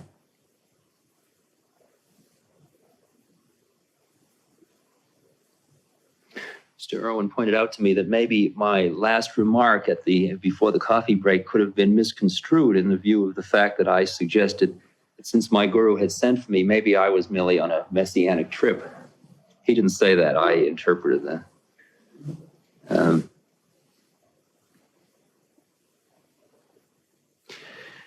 When I light the incense at the beginning of our meeting, I reverence and invoke the Guru. Now, it's hard for anybody that is sitting in the audience holding tightly to their Western cynicism to understand when I say that there is literally no me of any significance left, and that I am specifically a vehicle through which he is working, and that I know that. And I just don't surmise it. I know that. And therefore, what I do when I come up here is literally go on automatic. I'm merely a rent-a-robot. And I haven't any idea what the game is involved. Maybe his whole life and my whole life was in order to be able to say one word which will be the clue for one of you to use, and that was the meaning of it all. Who knows? And you're the one. What is the one? It's a continuous cycle. We're all becoming more conscious. We're all at different points of the cycle. And to get hung up in one's individual social identity and social role is an attachment that we can ill afford. Now, the actual teaching that I was subjected to at the temple was not presented by the Guru. I saw very little of him. It was taught to me by another jungle sadhu, extraordinary person. My teacher he's about 50 years old. He left home and he went into the jungle at about 8 years old. He's a Brahmin. He's of the priestly caste in India. Very pure man, very pure man. There's certain unusual qualities about him, to say the least. First, he's silent. He's mauna. He's been silent for 15 years. So all the teaching was done by chalkboard, which is kind of a cop-out, but it's all right. It's different than using the energy directly. And I was silent all the time I was at the temple. For all those months, I was using the chalkboard also. Extraordinary discipline. He reads and writes about 8 languages, different languages, not dialects, languages. Has had no formal schooling that I know of. Very erudite person. Taught me in English, beautiful English. The many grustas, householders, come and they give money to the Guru. And this money is often used to build temples. And my teacher is the person who architecturally designs all the temples, hires all the help, buys all the materials, supervises all the building, pays all the help, runs all the temples, did all the teaching of me, has many devotees of his own, sleeps 2 hours a night. He weighs 90 pounds. His total food intake for 15 years has been 2 glasses of milk a day.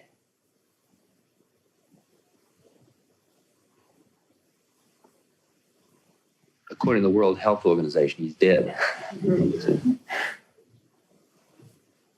Very unusual fellow. Has many powers, many powers. Yeah, he undertook my training through, I don't know how it was arranged, but there he was teaching me. And it was many months before I understood that what he was teaching me was a highly traditional, highly systematic, highly formal body of knowledge. because he taught it so exquisitely that he taught it from inside me. It was very much like a lotus unfolding. It was as if he would lead me to wonder the next thing, and just as I would wonder, there he would be handing me the answer. So it was this most unusual feeling I had that it was all coming out of me. I was learning it all myself, and that it was completely tailored to me, and it had nothing to do with any system. And then I could come back and I could pick up one of these books on Ashtanga Yoga, and I could read them, and they're practically direct statements of the things I was learning. It taught me a lot about education, a thing of which I had been a professor for a number of years. The basis of the teaching, Ashtanga Yoga or Raja Yoga, is really an eclectic type of yoga. It's everything but the kitchen sink. You go all methods at once in order to reach enlightenment. And it's systematically, Ashtanga means 8 limbs, 8-limbed yoga.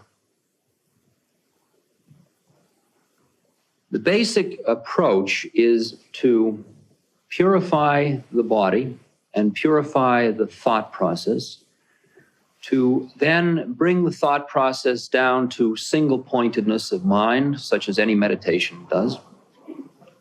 At the same time, to learn how to work with, mobilize, and direct and control the energy within the system, in the body. And then to put the energy through that one pointed thing like a laser beam and then turn the whole thing back on itself. That's the process. Now, when I used to wonder when I took drugs why I came down, see, after the guru swallowed all that acid, it as if I sort of lost interest in drugs. I am deeply appreciative of what they have done for me. I would like to be able to take LSD every 6 months or a year to see where it's and I am at in relation to one another and what I can remember that I have forgotten. My guru never has told me not to do anything, nor has my teacher, just as they never required any contract from me. It was up to me. It's my journey. Each person's on his own journey. We can only be there for one another, and each person hears what he can hear and does what he can do. And anytime you have to do it because somebody made you agree to do it, you can be sure that the motivation is not sufficient to be able to do austerities that are not austere. The first limb of this yoga is called yama. It's mainly purification, but it's got a lot of things that we Westerners have got to re-examine, and it helps us a lot, I think. There are some of them which are complex, which we're not going into many of them in any detail. I'm going to give you just a survey of the feeling of what it's all about and how I understand what's happening in Western terms. The 5 of these in yama, there are 5 subdivisions, is non-killing, non-stealing or taking that which is property of others, truthfulness, not lying, not receiving of gifts, that is not taking something for one's own enjoyment. It's something to do with possessions. And brahmachari, which means continence. Now, when Bhagavan Das, this vital, vibrant 23-year-old Westerner, first said to me, well, you know, I'm brahmachari, and probably you'll want to become so too. The thought appalled me, as it does most Westerners. We have just gotten to our new experience of sexual freedom. Sex is just coming of age as an open matter. And it is a very hard matter for a Westerner to consider the idea of suspending his external sexual activities in order to pursue his yoga. So I just laughed because sex was one of the very important things of my life, all kinds. I think I had partly from neurosis and partly just for psychology and partly just because I was a tremendous sensualist and partly because I was a Freudian, and partly for many reasons, I had to try everything, lots. Every, what would be called normal and perverse form of sex. And what they said to me at the time was, well, all right, don't give it up if you can't. Later, everything will be possible. Now it's important for you to work with that energy. And I, in my sophisticated Western sense, said, well, what about Tantra? How about tantric sex? And they said, well, that isn't part of this particular yoga. We'll have to explore that independently. I have since thought a great deal about Tantra and talked with many people who are using Tantra. Tantra is very simply, it's a much broader thing than sexual Tantra. Tantra is merely the process of using anything external that is available through your senses to go beyond it. That's all. This is Tantra. Using a mala is Tantra. The guru external to myself is Tantra. Anything external to yourself that you use is Tantra. So when you use another woman, another person, a woman or your sexual partner, to work through the sexual relationship to go beyond it, that is a tantric method.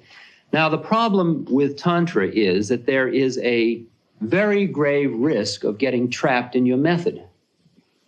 And you'll see that this is particularly difficult as we talk on when you're dealing with the desires that are the strongest, because the whole matter of enlightenment that is required is what is called renunciation.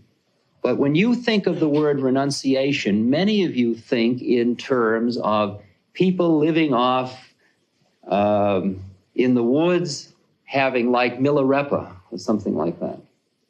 Well, that's an external manifestation of renunciation. Renunciation very simply means not the renunciation of action, but the renunciation of the desire. Right? It doesn't matter what you do, it's how much you're attached in doing it. That's what the critical issue is. You can live like a Westerner. If Maharishi Mahesh wants to stay at the Hilton, it's cool, as long as Maharishi Mahesh doesn't give a damn about staying at the Hilton. If he would be just as happy in a hut, he can perfectly well stay at the Hilton. And if he can't be just as happy in a hut, he maybe can't afford to stay at the Hilton. Spiritually can't afford it. See, and that's the measure. Each person has to look at for himself as to where he is. An internal matter. It has nothing to do with there's no external way. You can have a person living in the jungle looking like a renunciate, and he's completely attached to the model he has of being a renunciate. And what is so seductive is that most of the yogas have a trap in them that one becomes attached to one's yoga. One becomes attached to one's vehicle. Now, in India, it's an interesting thing. When you are very much caught in nature, it's said you are at the mercy of the gunas, the various aspects of nature, and you are bound by an iron chain. And when you have finally managed to separate yourself from tamas, which is ignorance and darkness, the forces of darkness, and rajas, which is the forces of action and high energy, and you've become a very sattvic person, meaning a very pure person, working towards enlightenment. So all the desires that are left are the desires to become enlightened. Then you are attached by what's called the golden chain. And the statement is that a golden chain is certainly nicer than an iron chain, but baby, it's still a chain. And finally, you have to even give up being a good guy seeking enlightenment. You see, you have to give up all of your vehicles, all of your models, all of your desire, all of your attachments, all the way along. But it has nothing to do with your external behavior. You might get that, work with that, because it's a very critical point. Now, to say a little more about the brahmachari first. I finally did adopt continence, which I would like to point out that brahmachari is quite different from celibacy, because it is one thing to merely turn off overt sexual acts, and you can live out your fantasies or store up your energies or something like that, sublimate, displace, something like that. Brahmachari is the process of taking energy that is existing in the body in the form of what is called bindu, which is a form of energy that is used in sexual behavior, and through a process you work at in your body to convert that energy into a finer type of energy that is used in spiritual work, which is called ojas. And so the conversion is from bindu to ojas. And it is a process that many of you recognize involves a pranayama, it involves kundalini, it involves working with the spine and opening up the sushumna, the thing inside the spine. I'll talk a little bit more about that when we come to pranayama. However, the difference is you're not just stopping sex, you're redirecting the sexual energy, and the experience is certainly highly parallel to much of what you reach for when you go towards a sexual experience. And the part that finally awes you is to appreciate the fact that all the time I was reaching through the motorcycle, through the airplane, through my sexual partner, through power, through fame, through any of those things, for that feeling inside myself, that feeling which we can call fulfillment, the feeling of it's all right, the feeling of yeah or wow, or the feeling of contentment, the feeling of bliss, feeling of ananda, bliss. That feeling, all of it, even though I use those external things to start the process, they were my yoga, that feeling came from the same place inside, always, always. Somebody gives you a big job and they say, well, you must be pretty good, and you feel that great feeling, that's that place. There's an ego thing that got you there, but it's the place, that's that place. You just have your moment of orgasm and, oh, yeah, you've merged and it's a unitive thing. And you look at the other person and you say, I love you. It's just like looking at your mala and saying, I love you. It was a vehicle that got you to that place. And then when you begin to understand that that is the case, that all those places are the same place, and that it's a place inside you, then you say, well, now, isn't there a direct method of going to that place and staying there? And then you start to understand what brahmachari is. Because this whole process is a process of residing in that place all the time. I must explain to you that when you really understand where my guru is in what's called sahaja samadhi, that means he is in a fully realized state all the time. Now, I'll tell you exactly where he is. If you are making love to somebody, sexual love, and you are very relaxed and it's a very beautiful experience and you get very close, and as you approach the moment of orgasm, there is a merging experience, so that instead of being her and me, or, you know, the other person and the self, there's just the experience. And there are so many arms maybe and so many legs, but even those may be gone. And there's just the feeling of the experience, and both people are merged in that place. And if your sex is particularly good, you are in that place and you try to maintain that place, because that's the highest peak. It's the blissful union, the yin-yang merger. The polarities have come together. If at that place you pull your head back from your beloved to look at your beloved, in other words, you go back into the polarity to love the beloved as a separate entity, only to go back into the merger. You understand that place where you just keep going like, it's just that, that's where he lives. That's where he lives. His beloved is God. And he goes right in and out of that little place. It's just like, but it's like at the rate of breathing. The rate of breathing. It's going into the union, back to the duality, back into form to formless, back to form, right at that edge. Right at that edge. He just comes back into form enough, keeps the body going, and it comes back to worship. See? Okay. I want to make the parallels between the sexual gratifications, which are usually genital sexual, but in Westerners that are very sophisticated and have worked much on opening themselves up sexually, gets so that it is not any longer genital sexuality, but total in the Freudian sense of everything becomes sexual, erogenous zone. The whole body and the whole mind becomes an erogenous zone, one large erogenous zone, and people are just merged in a sexual union. Well, that place is the place we're talking about. I used to kid. I didn't understand, you see, before I went to India. I remember giving a lecture, and I remember saying, you know, there are some of these yogis in India who go sit in the mountain and they sit cross-legged, and you feel, poor guys, there they are all alone.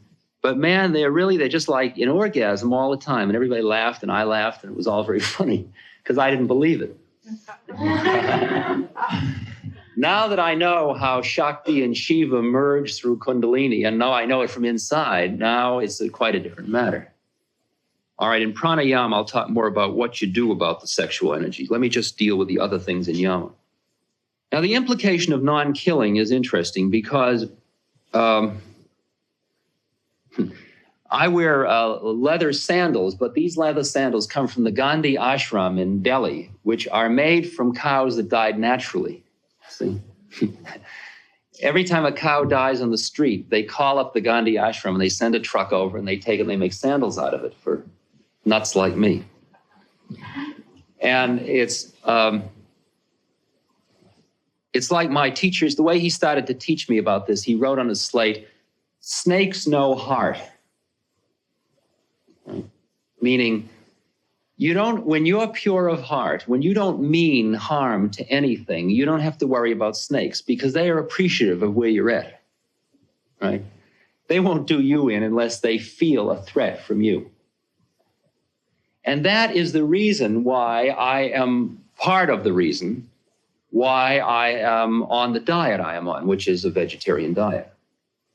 Because they feel, and I do what I'm told, but they feel that since you are what you eat, and since the cells of animals that die violently have all the chemicals that are released at the time of violent death, fear and anxiety and so on, that this does affect the constituency, the components, the composition of your cellular body. And as your consciousness gets finer and finer, then what you are made up of is your environment in which that consciousness is dwelling. It's the temple in which you are living.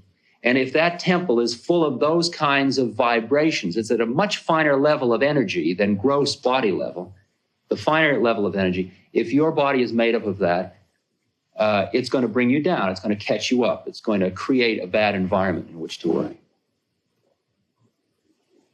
Non-killing, non-stealing, and non-receiving of gifts, there's another element of them that's very interesting, which is very relevant here in the West. And that is the degree into which, and truth is part of it also, the degree to which one sees any other individual as object in relation to oneself. That the polarities that we exist in the West have gotten to be such that we create our polar opposite all the time. I know many of you will feel uncomfortable when I say this, but the hippies create the police as much as the police create the hippies.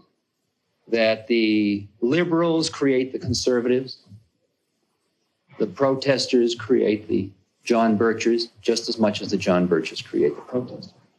That as long as you are attached to whatever pole you are representing, the vibrations which you are sending out are creating its polar opposite around you.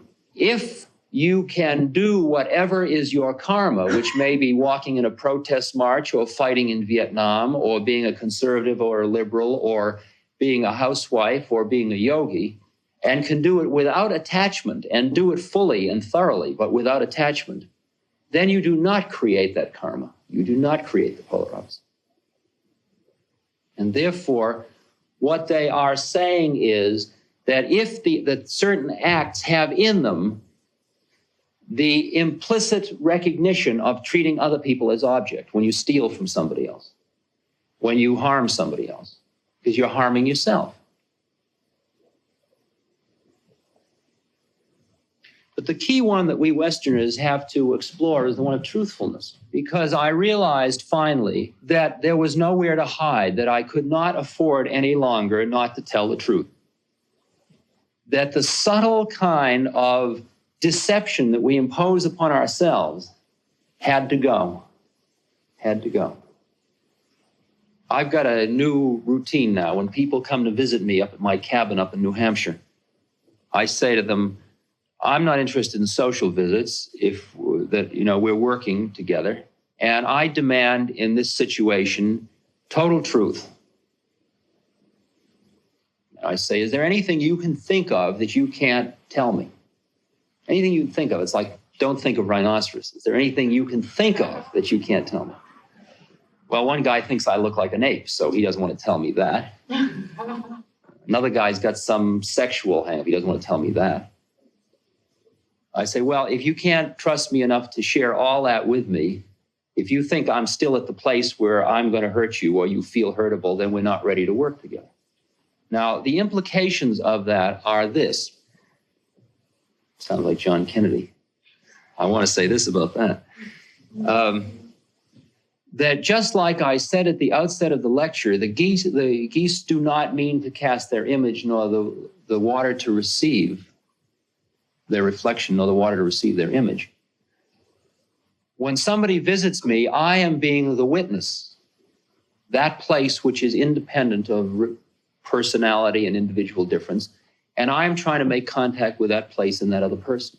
And at that place, there is no game involved. There's nothing he can do to me or I can do to him. That's the place I went to in that session. How can you hurt me? Kill my body? That's your karma, not mine. Truthfulness is perhaps one of the most profound ones for the Westerners to understand, because our level of paranoia is so deep-seated, so profound. When I went to India, I couldn't believe those people were really existing. In the villages, they are so pure. They are really so pure. Like somebody would walk 10 miles out to the temple to bring me some fruit just because they wanted me to have it. And what would I do as a Westerner? I'd think, well, what's in it for them? What do they want from me? I couldn't accept the fact that a person could be doing that pure an act just out of a feeling of wanting to do it. And when I first read the Ramayana, the story of Ram, it was at a time, a yuga, when things were much purer, not the Kali Yuga we're living in now, that he was an incarnation in the Sat Yuga. And his life is such a reflection of purity that I would cry at such purity, because I had never met anybody that pure. I couldn't even conceive of anybody being that pure.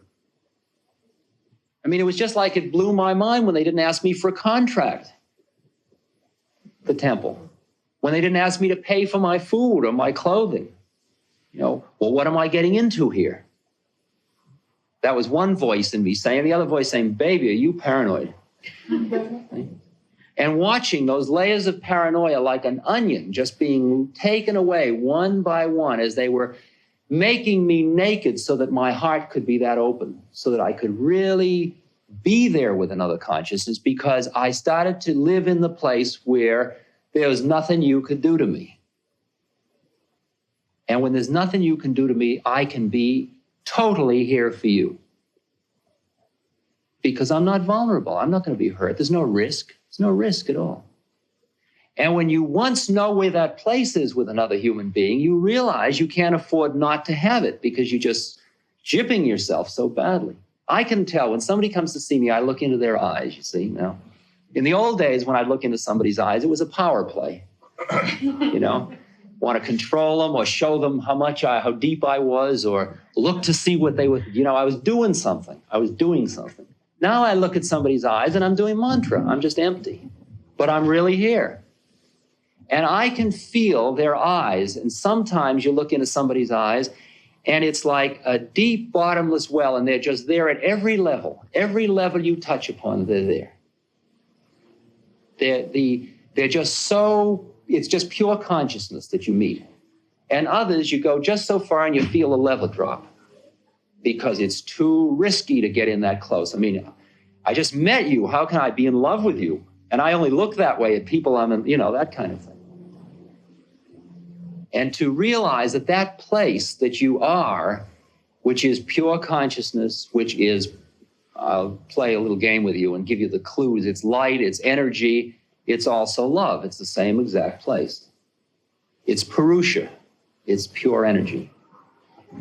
It's the same place in you as it is in me. And when we look that way, we are in that place together. And then we are both witnessing all the rest of our acts, which is all out there from this other place. That's only if you can be truthful. If you figure you got to hide from me, you are still attached to your self-image, which has some secrets going. You've got some closed doors in your head.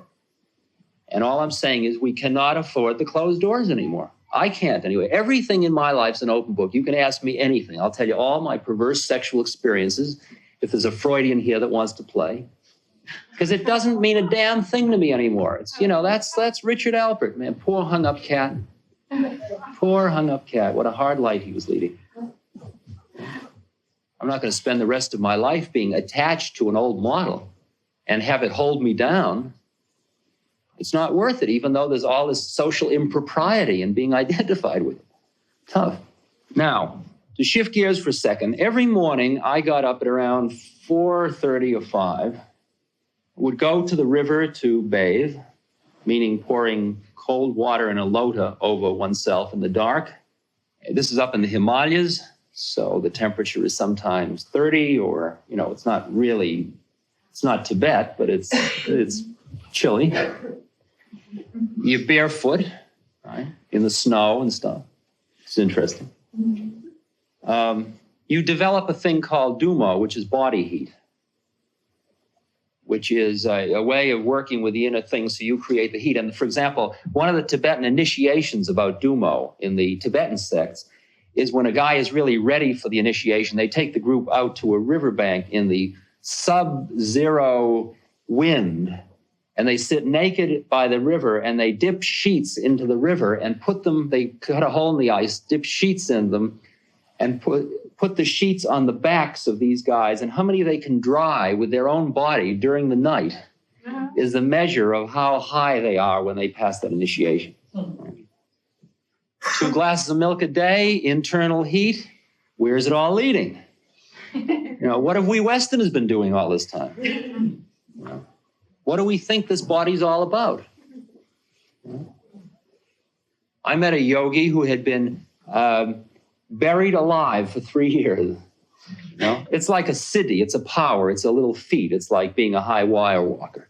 I mean, it doesn't take you to enlightenment. He wakes up at the end of 3 years, he's just where he was when he went to sleep.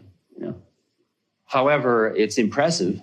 And his arm was all eaten away because they hadn't packed him right, and the ants had eaten away one arm. And I talked to him about, I talked with the people that were there about how he did it. And I was told that the only amount of oxygen you need really is for your brain cells and your heart muscle. And that your cells store plenty of oxygen for that purpose. And that's why when you do go into samadhi, you do stop breathing. And when I first started to do pranayama and went through that little place, which I'll tell you about in a minute, it scared me because in my model, you don't stop breathing. That's it for your body. All right, after the bath, back into by the little coal brazier. Then breathing exercises, pranayama, and asanas, meaning hatha yoga. Then chai, tea, around 7:30. Then I usually would read something from the Gita or from the Tao or from some holy book. I was only allowed to read the books of realized beings. And that's a very subtle and interesting point. See, when you read a book written by a guy who's writing about realization, what you're really getting from him is all the reasons why he isn't a realized being. See? I mean, some of the great Westerners that are writing beautiful, insightful books about Eastern method, all they're really doing at the vibrational level is they're taking people on their own trip as to why they're not the realized being themselves. And therefore, rather than being typhoid Tessie, that kind of carrier, and getting involved in that, the rule of the game is you read only books written by people who made it. You can read the writings of Ramakrishna. You can read the writings of Ramana Maharshi. You can read the writings of Gautama Buddha. You can read the writings of Christ. You can read the writings of Krishna and Ram and so on. All the rishis. You know, but you don't read all the ones that we would look to as really good books in the field. Good books in the field. That's study, which is part of niyama, which is part of the second arm. So I'd read a little bit of something maybe from the book of Tao, and then I would reflect on it for a while, and then go into a formal meditation for about an hour, which I'll explain later. Then around 11, I'd write a little bit for an hour. I was sort of writing notes and ideas and working on a little book, I guess. Then around 12, my meal was placed outside the door. Sometimes at around 11, instead of writing, the teacher would come and he'd teach me for an hour or so. He'd sit with chalkboards talking to one another and he'd be teaching me. He'd like say, if you wear leather on your feet, the whole world is covered with leather. So he'd write that first. So I'd think about that, and makes pretty good sense. Everywhere you walk is leather. You're wearing leather on your feet. You think it's you, but it's just the shoes, it's your foot. You know? Then he'd say, if you think of God, everywhere there's God. Same way. In other words, then he would say, desire is the trap. Desirelessness is moksha, meaning liberation. Desire is the creator. Desire is the destroyer. Desire is the universe. And what he was saying to me is, your desires create your universe. You desire sexual gratification, you live in a world full of sex. You desire peace militantly, you live in a militant world. When you are a peaceful being, you live in a peaceful universe. Because the vibrations that go out from you are peaceful, and the people that are involved in them experience greater feelings of wanting to be peaceful. Simple as that's the way it works. It's the same thing that Buddha had said, you see, in his Four Noble Truths. He went and he sat under the Bodhi tree and he came back and he said, well, here's the way it is, everybody. I can put it down in 4 statements. So simple. All life is suffering. Birth is suffering. Death is suffering. Growing old is suffering.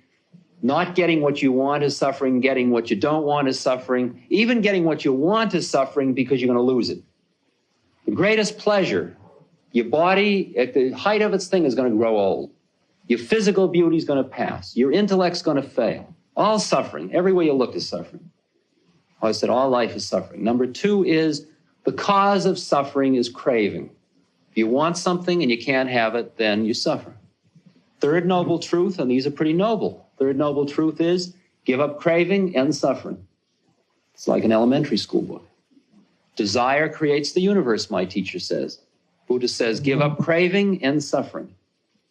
You don't desire a universe, the external universe doesn't exist. And the 4th noble truth is the Eightfold Path of how to get beyond attachment or desire. And the Eightfold Path is very similar to Raja Yoga. Then my 1 meal a day was brought to me at around noon. Now this meal consisted primarily of grains. It was called kedri, which is a combination of rice and dal, which is like a lentil. And now and then there was sabji or a vegetable, and a chapati, which is made of whole wheat flour and water. So that was it. That was my food for the day. Right?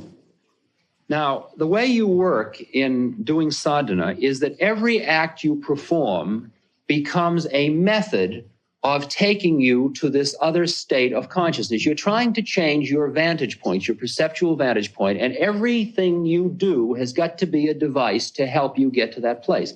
From a Western point of view, you're doing a complete cognitive reorganization. You're changing your reference point. You're changing the core concept around which the whole constellation of thought is built. And therefore, you have to take every act and redefine it and develop new habits of thought for thinking about it. So I'll give you an example. You take a piece of food like this. You're offered food. Now, in the old days, you'd sit down, and sometimes when you got into these particularly phony families, they'd say grace. And it was like, all right, come on already. And great functions. They'd say long graces, you know. Rabbis would get up and go on for long periods of time and so on. And they bless Lyndon Johnson in the Vietnam War. And, you know, they do the whole trip. Right? Brahmarpanam, Brahmahavir, Brahmagni, Brahmanahota, Brahmaitan, Gantabhyam, Brahma Karma Samadhina, Guru Brahma, Guru Vishnu, Guru Devo Maheshwara, Guru Sakshat, Param Brahma Tasmai, Shri Guru Venamaha, Om Shanti, Shanti, Shanti. Translation? First thing is, this ritual that I am going through now is Brahma. In other words, now I got to stop for a moment, for those of you that are new in this game, to explain the meaning of Brahma. Here is the gross universe. Your bodies, this table, this microphone, it's all gross, coming through your senses, right? Gross energy, slowed down, way slowed down, mass energy, you all understand that, so we can go through that quickly. Then you get to finer energies like thought. That's just energy slowed down less, faster, finer, faster and finer. Light is such an energy. Keep going finer and finer and finer until you get to the unit of energy, which is so fine, or the unit of stuff, you can call it, that is so fine that it's interchangeable in everything in the universe. It's what the air is made up of, it's what light's made up of, it's what thought's made up of, it's what gross things are made up of, right? That all is still form. It's still in the form of energy. It's just very fine energy. It's called prakriti in the particular system, the Hindu system, this particular Patanjali system. Prakriti is the finest level of form, the converse side of which is the formless. That is the akash, or that place where it all is behind form. Now, if you just think of this as a set of levels, hypothetically for the moment, if you haven't experienced these, and if you've watched it all happen, it's one thing. But if not, theoretically, you go through these levels. So you go gross, finer, finer, finer, to the finest type of stuff.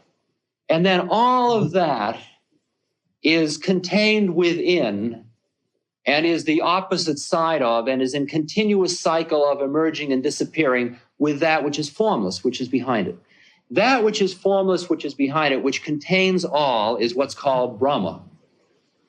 It's called the Akash. It's called Purusha. It's got lots and lots of names to it. And that place, which is behind, is stable. It's always the same. It's never changing. And all the stuff, when it comes down into form, when the Prakriti starts to work and creates manifestations, that's all sort of like illusion. It's just happening and all going back into this place, which always is. And all of this is it in a solid form, solid nothingness or fullness, however you want to play it. Doesn't mean empty, as you can understand, because it's everything. It's everything and nothing. It's all and everything. It's the clear white light, you know. Right? Except it's beyond that. It's beyond any polarities, any labels, it's not white because it's not dark, you know. It's not anything. It's everything. All right. That's Brahma, right? So everything you see, now you go back to the apple, and what have we got is the statement, the ritual I am going through is part of Brahma. You see, my thought about doing this thing is part of Brahma. The offering, meaning the apple, is Brahma. He who is making the offering, meaning me, I'm part of Brahma. The fire to which the fire that's consuming the offering, meaning my hunger, that's also Brahma. And he to whom I'm making the offering, that's also Brahma. I mean, in other words, if I can conceive of any finite form, which I'll call God, see, keep in mind, that's just another manifestation of Brahma, right? One level down, it's in form, it's finite. Then the last line of that is, he who keeps in mind that all is Brahma goes to Brahma, becomes enlightened, in other words. And then the next part of it is, you offer it, you reverence it, and you offer it to Brahma, which is not that Brahma. It's Brahma then manifested initially in the Hindu pantheon in 3 manifestations. There were 3 initial manifestations: Brahma, Vishnu, and Shiva. Brahma is the creator, Vishnu the preserver, and Shiva the destroyer. Right? And so you offer it to each of these 3 initial manifestations called the Godheads, the Godhead. And then that's Guru Brahma, Guru Vishnu, Guru Devo Maheshwara, that's Shiva. Guru Sakshat is the Shiva, the Shakti, Shiva Shakti, the female energy component. You offer it to the female energy component. Param Brahma is the super Brahma. That's that one back there we were talking about that you remembered you're part of. And finally, you reverence the lotus feet of your guru. And then you ask for peace. Now, you see how eating, now let's see what happens after you've done all that, and then you start to eat. Because this is the game I got caught in. You see, I didn't mind giving up sex because after all, you're sitting in India anyway, where you don't hardly ever see the women because they're all hiding behind doors anyway. And it was all right. It was an interesting thing to be doing while I was in India, giving up sex. And I didn't mind being cold, and I didn't mind all the other things, but I'm a very oral guy.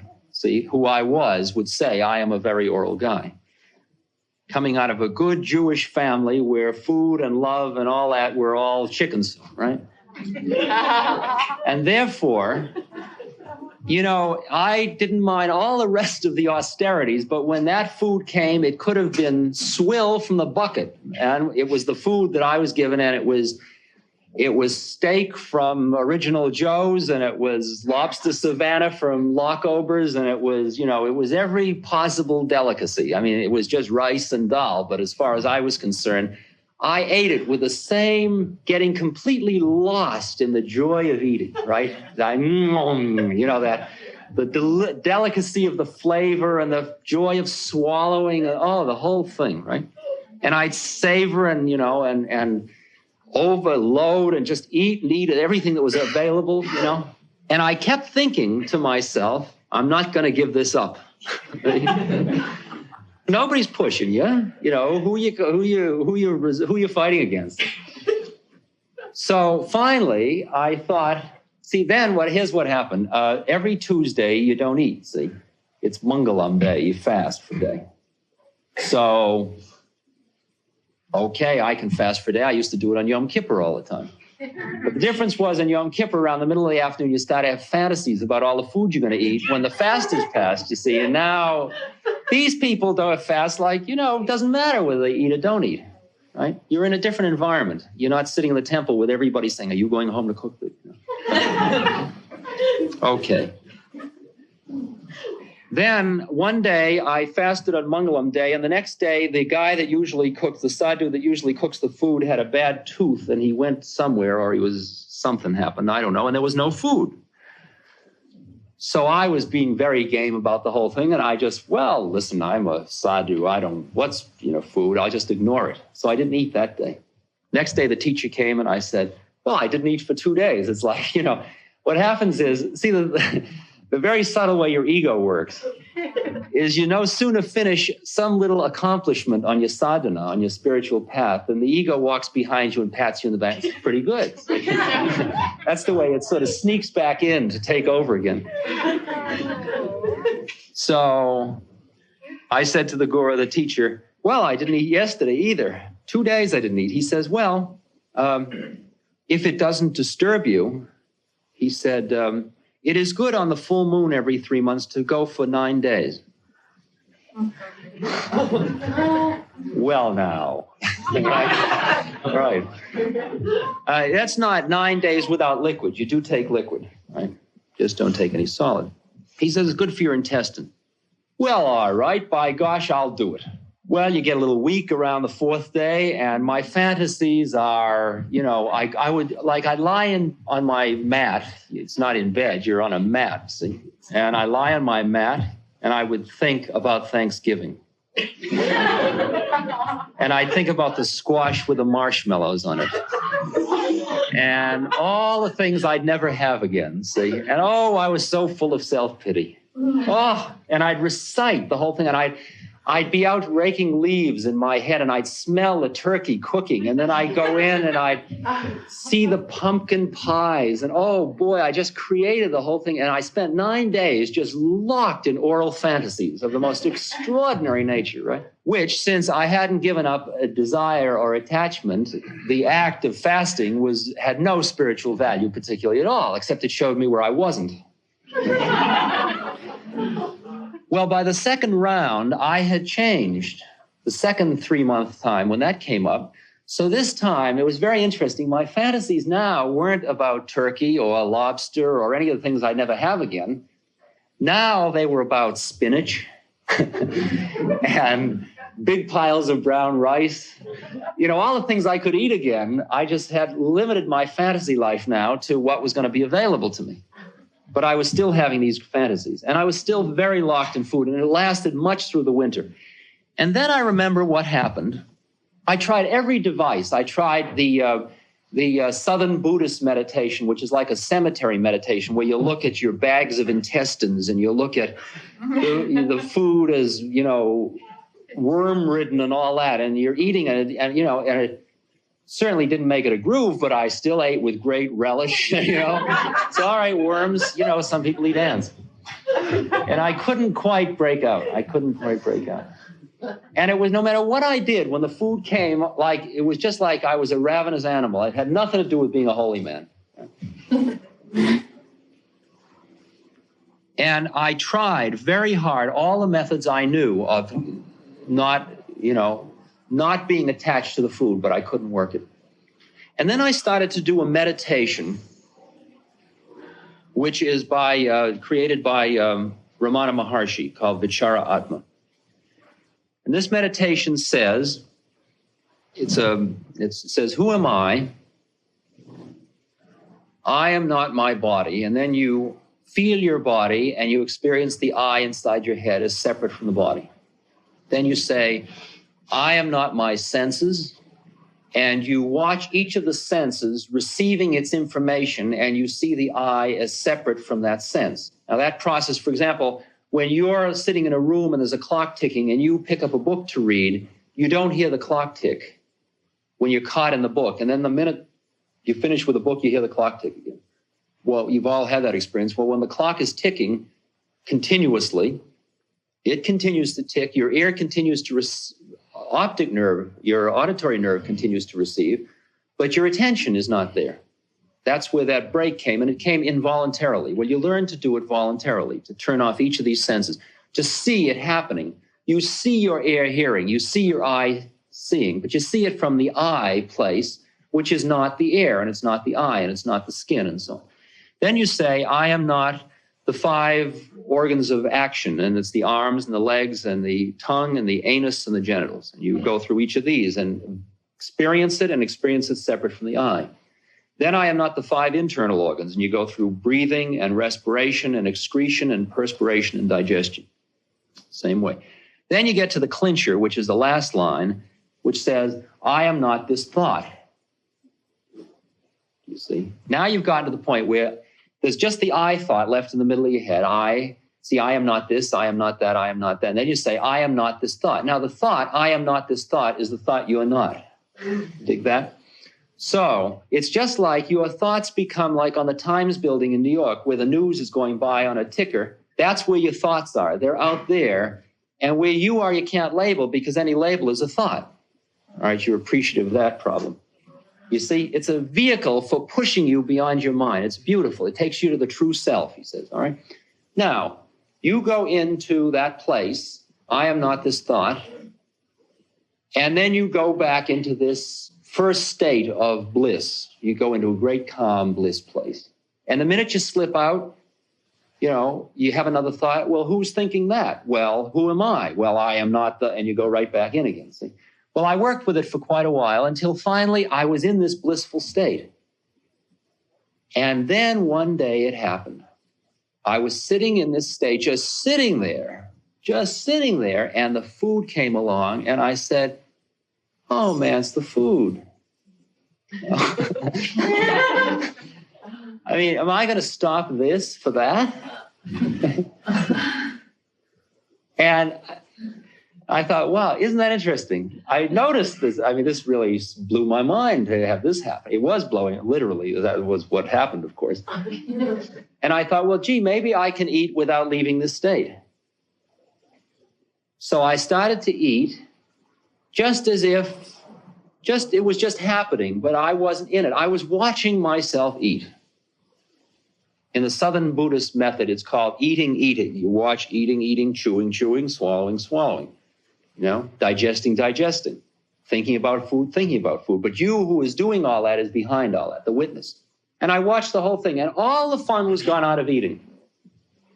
Now, what had happened clearly was that I had gone to a place where that attachment, even that attachment, was starting to fall away. And that was the subjective experience that went along with it. That was the first time that had happened for me ever in my life that I could remember about food. It was like you just eaten a huge meal. That indifference you have to food. Now, you see, the game that I was learning, which is very well reflected in the Satipatthana Vipassana, the Southern Buddhist meditation, is the problem of labeling everywhere your attachment goes, everywhere your mind goes. And by the process of labeling, you extricate yourself from the desire or from the feeling. I'll go through that a little later when I get to meditation. So that was eating. And then after lunch, I'd lay around. Sometimes I'd lie in the sun and make believe I was on the Riviera. And beautiful women were feeding me grapes and things. And sometimes I just sat in the sun and prayed to the sun. And I learned mantras, beautiful mantras, like Aditya Hridayam Punyam Sav Shatru Bina Shanam. All evil vanishes from life for he who keeps the sun in his heart. And every time I see the sun in the day, when I first come out, the sun is there. The first thing I do, Aditya Hridayam Punyam Samshatru Vinashanam. And I feel that, because it's the same thing. Remember, I said light, energy, consciousness, love. The sun is consciousness. It's one level down into grossness because it's in the physical universe. Now, I will digress here since I said in the physical universe, to make a very critical point that is going to shake many of you, and I'll say it very baldly. The journey to enlightenment is basically a struggle against nature. And it is only when you are enlightened that you can be once again in form, because at the same moment you are in formlessness. And nature is form. Now, what I mean by nature is the following. It's everything from Purusha, below Purusha, all forms of energy, no matter how fine they are. Your mind is part of energy, your body's part of nature, your body's part of nature. Electricity is part of nature, light's part of nature. The trees are part of nature. All your senses are part of nature. The image is given by Ramakrishna. The story comes from the Ramayana by Tulsidas. When Rama, this very pure reincarnation of God, was sent out into the woods, he went off with his wife Sita, who was a very pure woman, and Lakshman, his brother, who reverenced his brother Ram very much because Ram was God in this incarnation. And what happened was that Lakshman would walk third in line, and therefore, during the jungle paths, he would never see Ram. And every now and then, Sita would stand aside on the path so Lakshman could see Ram. And that is the way in which the Hindus conceive of nature as being the mother nature, or Maya, or illusion, or that which is form, which hides you from experiencing that other place to the extent that you're attached to it. And it is within that context, then, that you can understand the meaning of what sexual continence is about, you see, because sexual continence would seem to go against our responsibilities as evolutionary beings within the species and for reproduction of the species.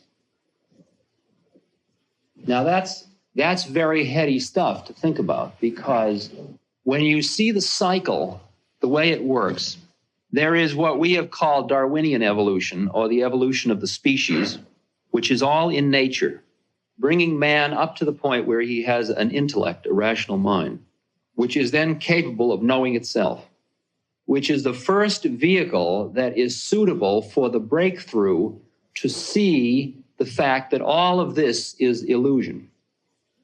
Pure consciousness has existed in everything always, in always the same way. So it is only that in the evolutionary cycle, man gets to the point where you have a human birth where you can be conscious of the ignorance you have lived with.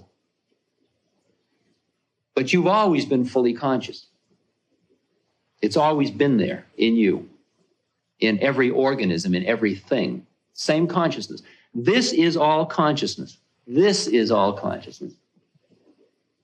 Now, if you want to see the way, if you want to feel your way through how it works, see, there's a hard time we in the West have with the word like soul.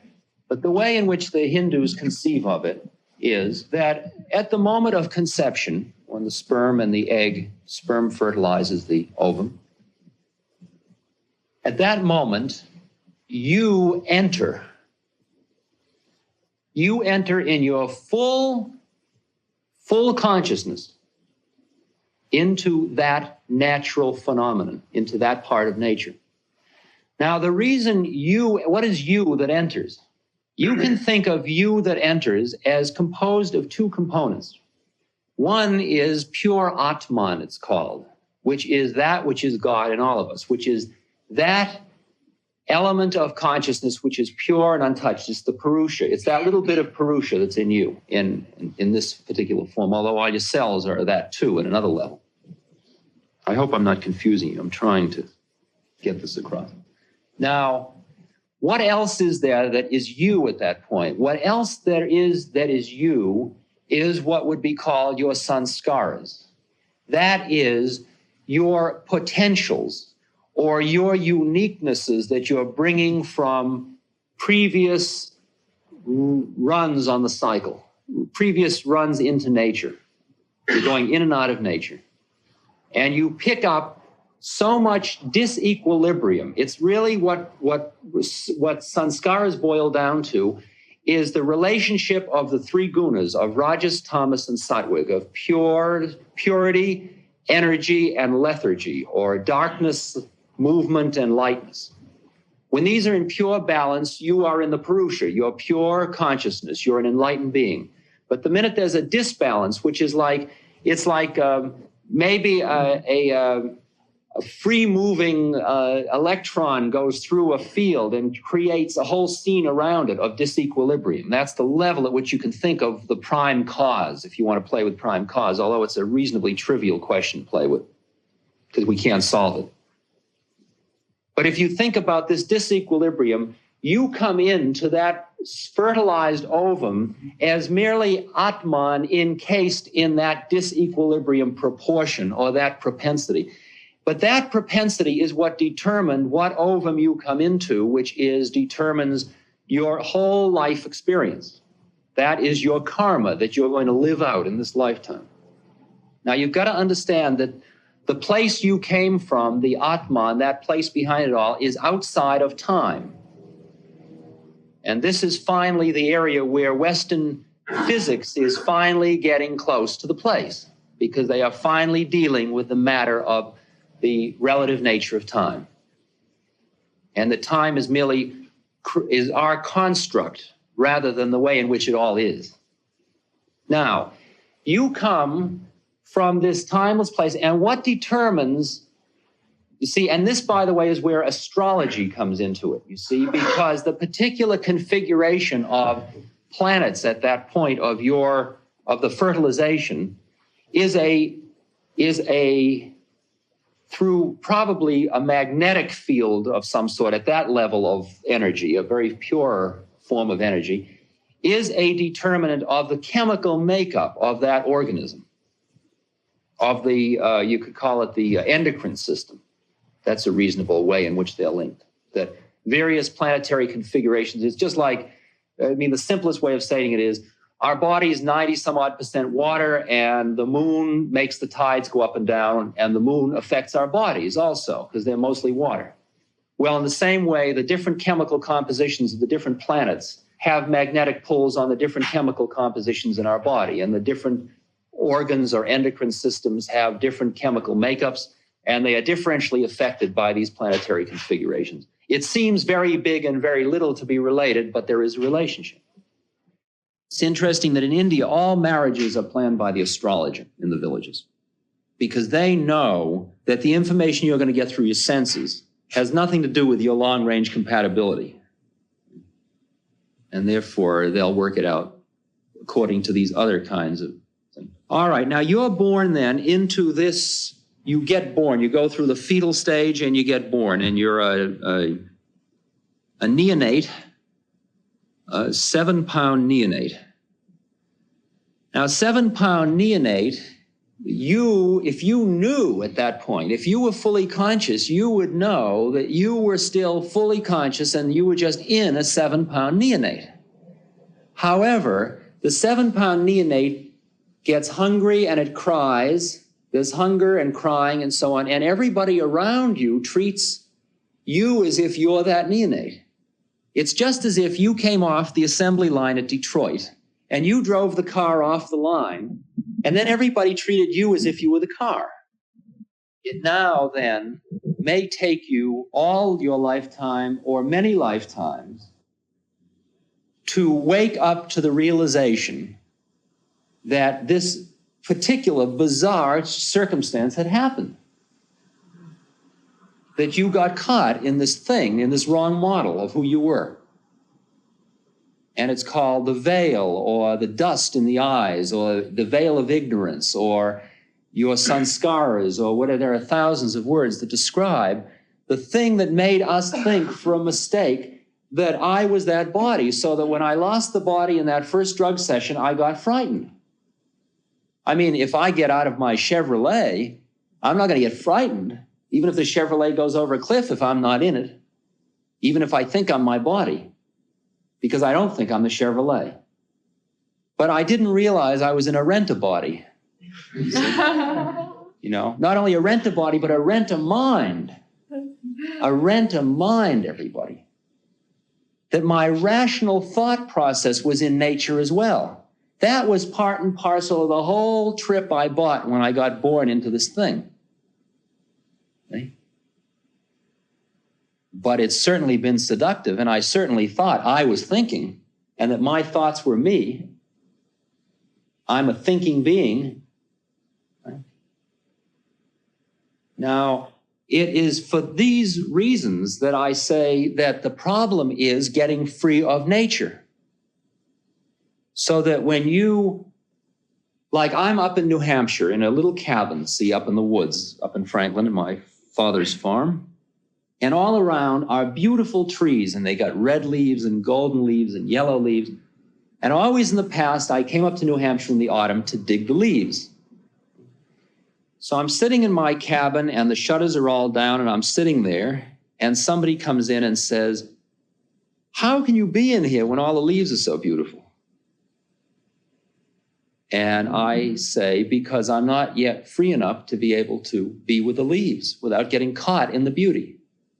Getting caught in the beauty. Now, this business of being caught is the critical matter that is the first step that people undertake in the road to becoming liberated.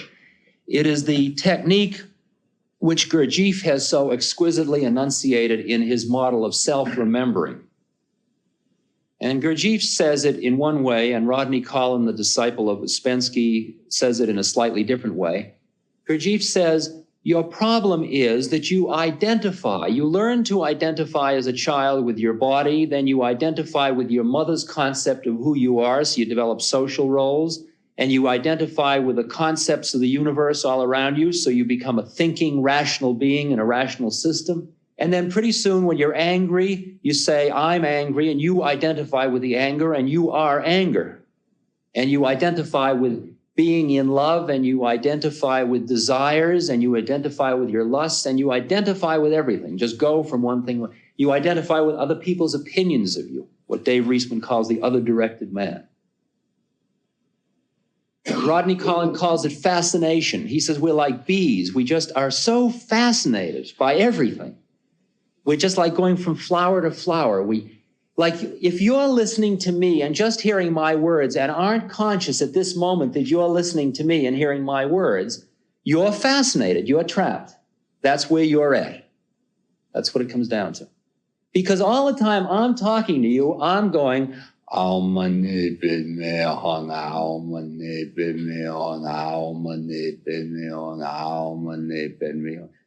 mantra is going on and on inside of me. And from that place, which is completely outside of this game of lecture and our visiting together, I'm watching this whole drama unfold, just like I were one of the actors on the stage. No fascination at all. I'm in the same place as if I'm saying Om Mani Padme Hum in my cabin in New Hampshire or in the ashram in India. Same place. There's no place to go. There's no place you ever go. You're always in the same place. When you begin to realize there's nowhere to go, it's quite shaking at first. Driving and there's nowhere to go. You're not getting anywhere because you're there. You're here. Now, the fascination or identification, if you understand that concept, that is the attachment to your senses, and that is the game, is to get free of that.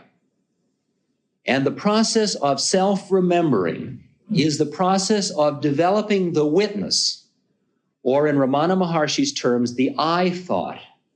That is that place from which you observe all of your desires, all of your attachments, all of your feelings. Just like Bhagavan Das said to me, the feeling is a wave that's disappearing off into the distance. Well, in the same way, when first what happens is, as those of you that have studied the Gurdjieff system know, you say, all right, I'm going to self-remember. There I am self-remembering. And then something comes along and you start to get angry and you so forget your self-remembering because you're so busy, why that son of a, I'm going to... And about 2 days later, you wake up and say, holy mackerel, wasn't I self-remembering at that point? And you completely forgot you're even trying to do it, see? So you say, okay, well, I'll start again. So you start again, and this time maybe you only fall asleep for a day and a half. And if you keep at it, if you really work at it as hard as you work to learn how to drive a car, for example, pretty soon you get down so that you get to the point where you keep falling asleep just as often, but you wake up very quickly. And then you get to the point where, like, what happens to me now is I start to get angry, and the starting to get angry is the cue, the stimulus that pushes me back into the self-remembering. And I say, there I go, starting to get angry. The minute I say, there I go, starting to get angry, I have now identified myself with the witness. And I am no longer the angry. I am now the person who is observing the angry. And by doing that, I have just extricated myself from going through the attachment to that emotion through that whole cycle. You see how that works? Am I getting through to you? Okay. Therefore, that method of developing the witness is a tremendously powerful first step of a two-step operation on this journey, because you begin, what you do is you just observe that which is in nature doing its thing. You observe the laws of nature as you are they. Yeah. Just like you watch a tree drop its seeds and germinate and grow and watch big oaks out of acorns grow and all that, you watch the laws of your own personality.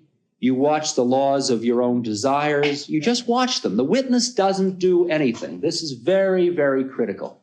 See, a kid will come up to me and he'll say, well, I'll tell you, I use the witness. He said, I'm Catholic and I have, sometimes I masturbate and then I say, oh, damn it, you did it again. Now that's the witness. I said, no, man. The witness says, there I am masturbating. And then the witness says, there I am damning myself for masturbating. All the witness is a witness. The witness is the non-game place. The witness is not active. The witness doesn't do anything. The witness isn't witnessing. The witness is just the I. E-Y-E or I, the spiritual I. It's merely there. It's always there. It's always there. And it does nothing. It's got no vested interest, no morality, no laws, no game going. It doesn't care what you do. All it does is see it all. Now, how do you develop the witness? Well, there are devices that are designed to help you develop the witness. Heuristic devices. Rodney Collins says the problem is that you get so fascinated with things like anger or the candle flame or whatever it is that you become the thing itself. And therefore, there are thousands of me's, but there's always like you and the thing. That's the relationship. He says what to do is to introduce a third thing into the system. It's just like, let's say you're doing something that you've always done. Say you do asanas, and you're doing your asanas, and you've always done them alone in your room, and then suddenly somebody's standing there just watching you do them. Well, now, what happens, whether you like to think of it at all, is that which is your ego gets called into play, and you are observing how he's seeing your asanas. Okay? Now imagine that third person, so that there's you and like the book you're reading, and then there's somebody else there, is somebody who's like my guru. He's a perfect mirror. He's got no game going at all. No game going at all. He doesn't care whether I read the book or don't read the book. He's just saying, reading the book. Reading the book. Right? That kind of a consciousness. So Rodney Collins says, it doesn't matter who you put in there as the third person. You can call it the witness. You can call it Buddha consciousness, and you can read about Buddha and think about Buddha and keep Buddha with you all the time, so that every time you're anywhere, Buddha's there too. That's the third person. You can read about Christ and keep Christ there. You can read about the Guru, keep the Guru there. You can think about the sun. Aditya hridayam punyam sav shatru vinashanam. All evil vanishes from life for he who keeps the sun in his heart. There's the third thing, the sun in your heart. How can I go and do you in when the sun is in my heart? See, as long as I can keep conscious of that third thing, I'm protected from getting trapped in my own fascinations or in my own identification. Do you see how that works? Now, that's what a device like this is about. You see, that's what the device like a mala and doing japam is about.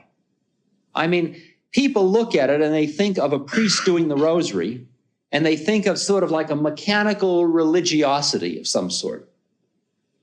But, oh, it's much more sophisticated than that. It works, that works, but it's much more sophisticated than that. Because what this is constantly doing is taking you to that place where that third person is. So everything else is in relation to that other vantage point.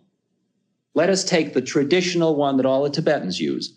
Om Mani Padme Hum. I'm giving you the Tibetan enunciation. Aum Mani Padme Hum. Hum. Way it works, Om, Aum, the sound of the universe. You know, all the sounds of the universe. Aum starts in the back of your mouth and comes up to your tongue. Aum, Aum, Aum. Mani is like a jewel, or like pure, or the Atman, or pure consciousness. That's that thing. Om is the jewel. Padme is the lotus.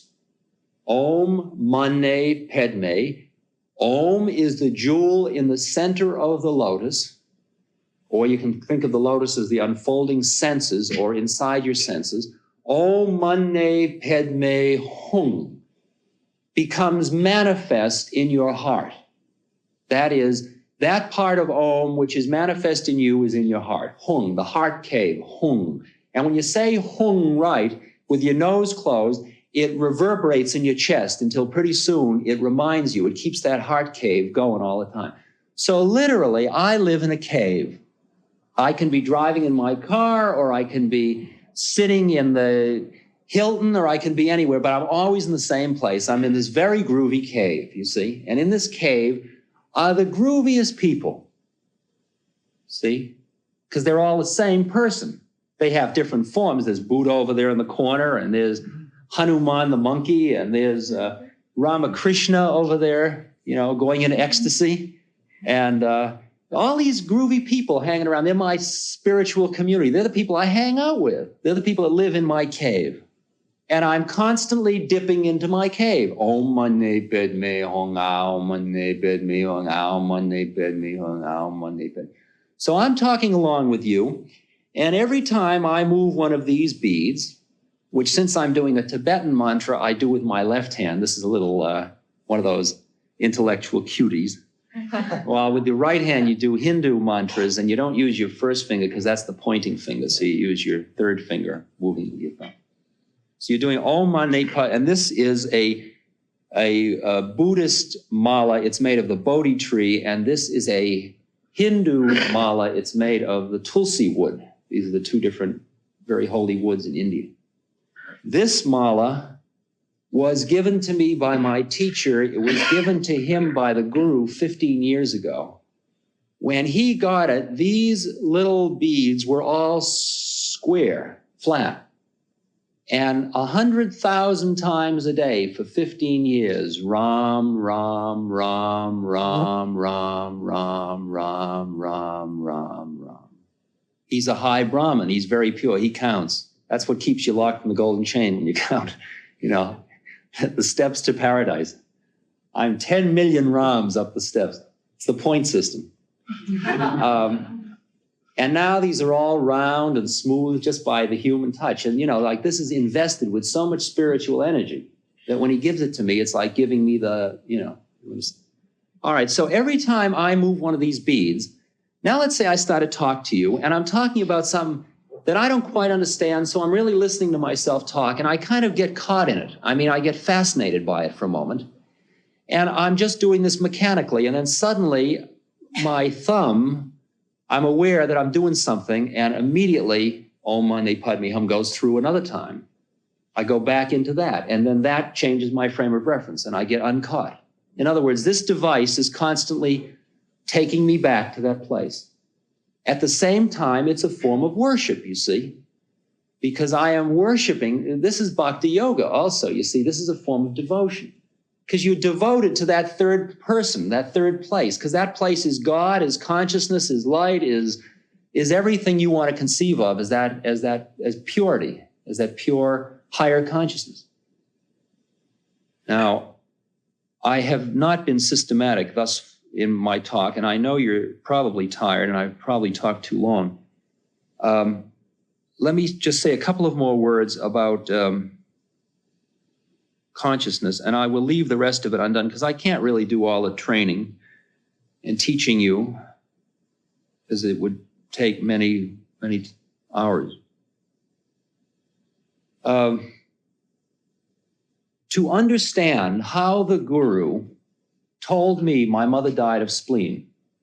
I mean, that's an interesting thing. It'd be fun to know how he does that, you know, like what's up his sleeve or, you know, what's his game? What's his game? What's your game there? Well, my game is this. Once you've made your mind one-pointed, all right, now here's the way you work. You get your mind calmer and calmer, as the Mahamudra vow says. At first, Tilopa's thing on Mahamudra, at first, the mind is like a waterfall. Your mind's going in all directions. It's like a wild, drunken monkey, Vivekananda says. It's like a monkey that is moving to begin with, that you've fed wine to, so it's drunk in addition, and it's just been bitten by a scorpion. That was Vivekananda's way of creating what the mind is like. You know, it's just jumping from thing to thing. I got an itch.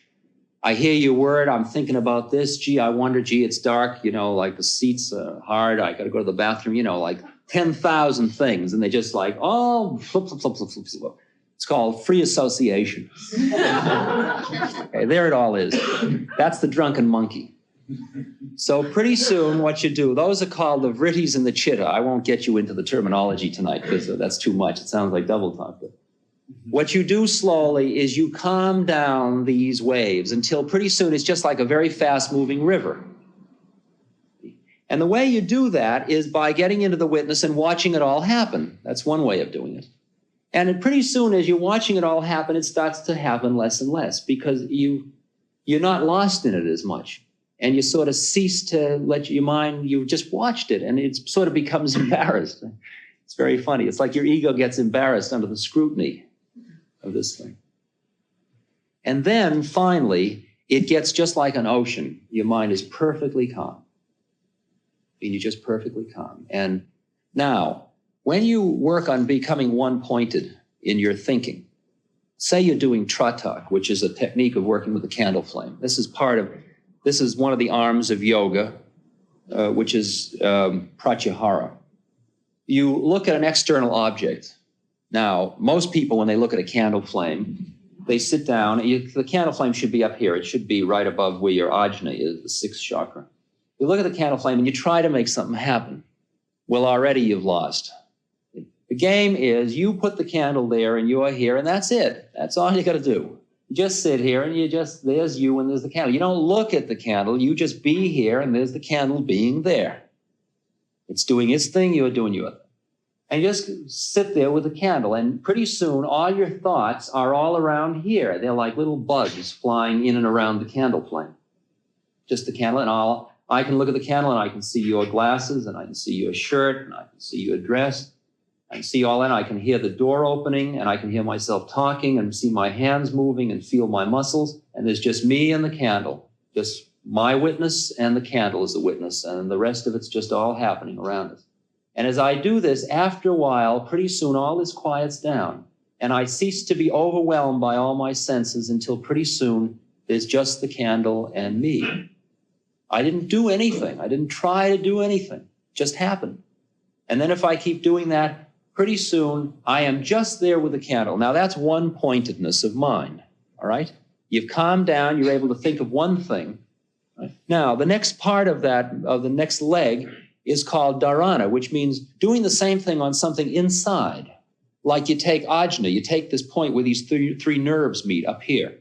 And instead of looking at the candle, you close your eyes and you focus on that place right behind your brow, right in there. And again, you just be there. And pretty soon that's where you are. That's all you are, is just a point of consciousness right there. That's it. There's not a body, there's nothing. There's just the point of consciousness right there. Now, when you have succeeded in doing that, you are nearly home. Then you hold it longer and longer, and it's called dhyana, and you hold it longer and longer, and you go into samadhi. Now, as you go, there are different levels of samadhi, which is this state where you've flipped over and you're just that place. That's all. You've given up everything else but that place. You're still in form. You're still being a candle flame. At that point, you can perform a thing called samyama. Because at that point, you see, you have freed your consciousness from your body. In other words, you have overridden that veil of ignorance which had convinced you all those years that you, which is your pure consciousness, and that body and mind were one and the same thing. And by going down and down to that one place and then going behind, right back in there, you get to a place where you're just pure consciousness. And then, if you are in the candle flame, that's where you are. And samyama is the quality of getting outside of the egocentric predicament. So that when you perform samyama on something, like another person's mind, you are their mind. Literally, I'm not putting you on. It's not mind reading. You are there. That's where you are, because you're not here, certainly, because you left your body. You have merged your consciousness. Here's what's happened. You have purified and purified. You've separated your consciousness from the gross energy, body, from the finer energy, thought. You get it down to this finest energy, which is what it's been all along, which is called the Atman, or Brahma, or Prakriti, rather. And then it merges, and it becomes the entire place. It's the entire universe. It merges into everything because it's all interchangeable at that level. It's all interchangeable. You see, energy at that level is all interchangeable. And that's all you are, so you are part of it all. That's what the Hindus mean when they say, well, the place is in samadhi, you go to Sat Chit Ananda. That means absolute existence. It doesn't mean you exist. It means you are existence. Absolute knowledge. It doesn't mean you know. It means you are knowledge.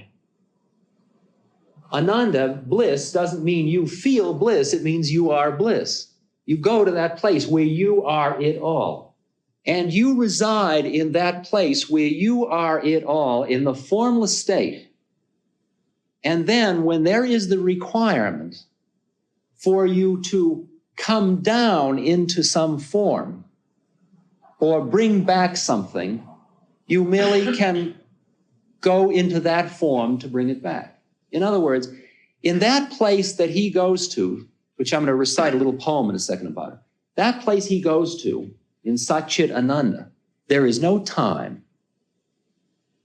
Past, present, and future, it's all part of the warp and woof of the nature dance. It's all nature's out there. He's part of nature. He's merged in it. It's all part of the same thing. But from this other point of view, it's all there. It's both there and he's part of it all.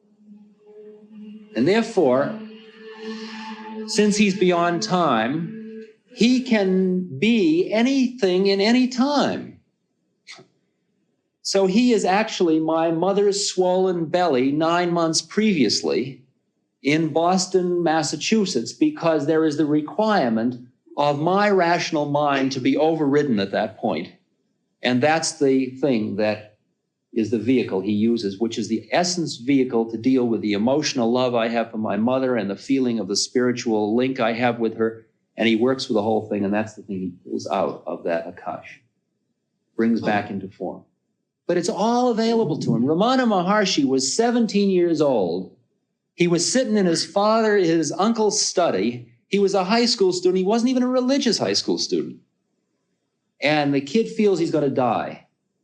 And instead of calling somebody, he lies down and he feels himself die and be taken to the burning ghat and burned, and he goes through the whole trip. And then he says, well, just like I said, who's minding the shop? The same experience. It's the same experience. Except the difference between me and Ramana Maharshi was a little difference in sanskaras, because he never came down. See, he was a fully enlightened being at that moment. He stayed that way forever. And so what happened was, 2 weeks later, he split from home and he went off to Arunachala, the holy mountain in southern India, climbed up there and he meditated for the rest of his life. And people came by the thousands to visit Ramana Maharshi. Beautiful, beautiful, beautiful saint. And wise pundits would come from around India. And they would ask him these technical questions about specific bits of knowledge from philosophy and from, very esoteric books, and he would give them answer in chapter and verse, though he had never read any of them. It's the same way in which my teacher knows 8 languages. 8 is all I've ever seen demonstrated. I assume he knows all languages. He must be all languages. Just like my guru could talk to me in English if he chose to. And he talks to me through my heart because he doesn't have to talk through gross language. And when I went to Delhi from the mountains in March, and I went by bus on 14-hour trip to Delhi, and I went to American Express and BOAC and all that. And then in the afternoon, I was hungry. So I went into a vegetarian restaurant and I had a meal. And at the end of the meal, I had been living very frugally. So I had ice cream and they had 2 biscuits for the ice cream. And boy, I savored those biscuits. They were the first, sweet thing I'd had like that. And then I went to the Buddhist monastery I was staying at that night. And the next day I got on the bus, drove 14 hours back to the temple.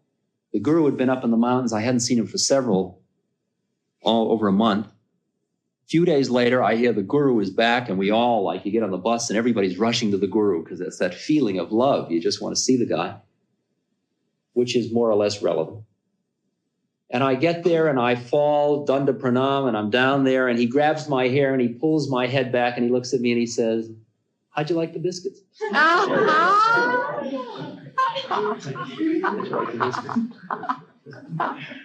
Now, you dig that where his consciousness is not only with me in the biscuits, not only with me right here speaking to you, and I mean that literally.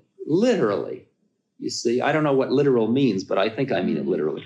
I don't know what a literal means, gross senses, but if it doesn't, I mean it literally.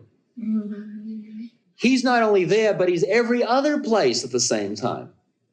Like at the same moment he's digging me eating the biscuits, or, he could be with his 10,000 other devotees wherever they happen to be, because there's no requirement that you have to be only in one place at one time. When you merge with it all, you are it all. You are it all. And we Westerners just can't conceive of what that means, because we're so caught in the finite conception of the way it all works, of our consciousness. Ram Tirth, who was a very, very beautiful Indian saint, very high being. He came to the United States in 1906, something like that, I think. And then around 24 or 5, when he was about 5, he walked into the Ganga and just kept walking and just finished his incarnation. But he wrote a few lines that are, see, a person like that wrote from inside. So what you're hearing is somebody living in this place. And this is the way he described the place he's living in. I am without form, without limit. I am beyond space, beyond time. I am in everything. Everything is in me. I am the bliss of the universe. Everywhere am I. I am existence absolute, knowledge absolute, bliss absolute. I am that. And then he also just said these two little lines. I have no scruple of change, nor fear of death. I was never born, nor had I parents, nor had I parents.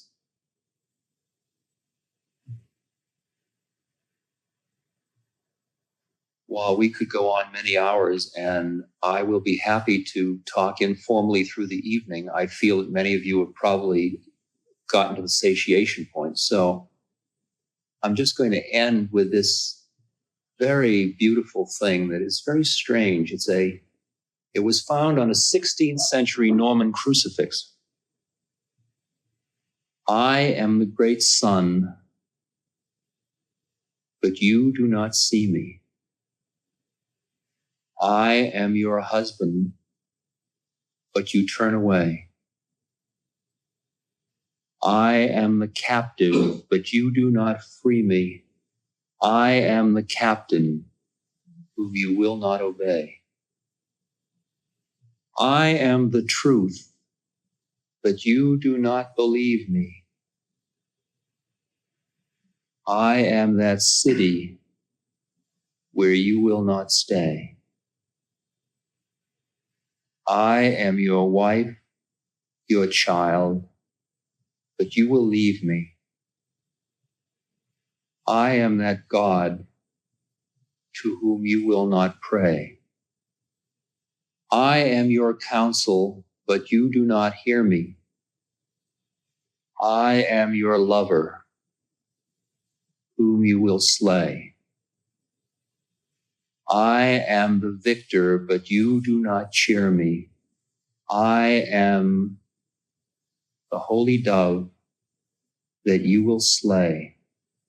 I am your life, but if you will not name me, seal up your soul with tears and never blame me.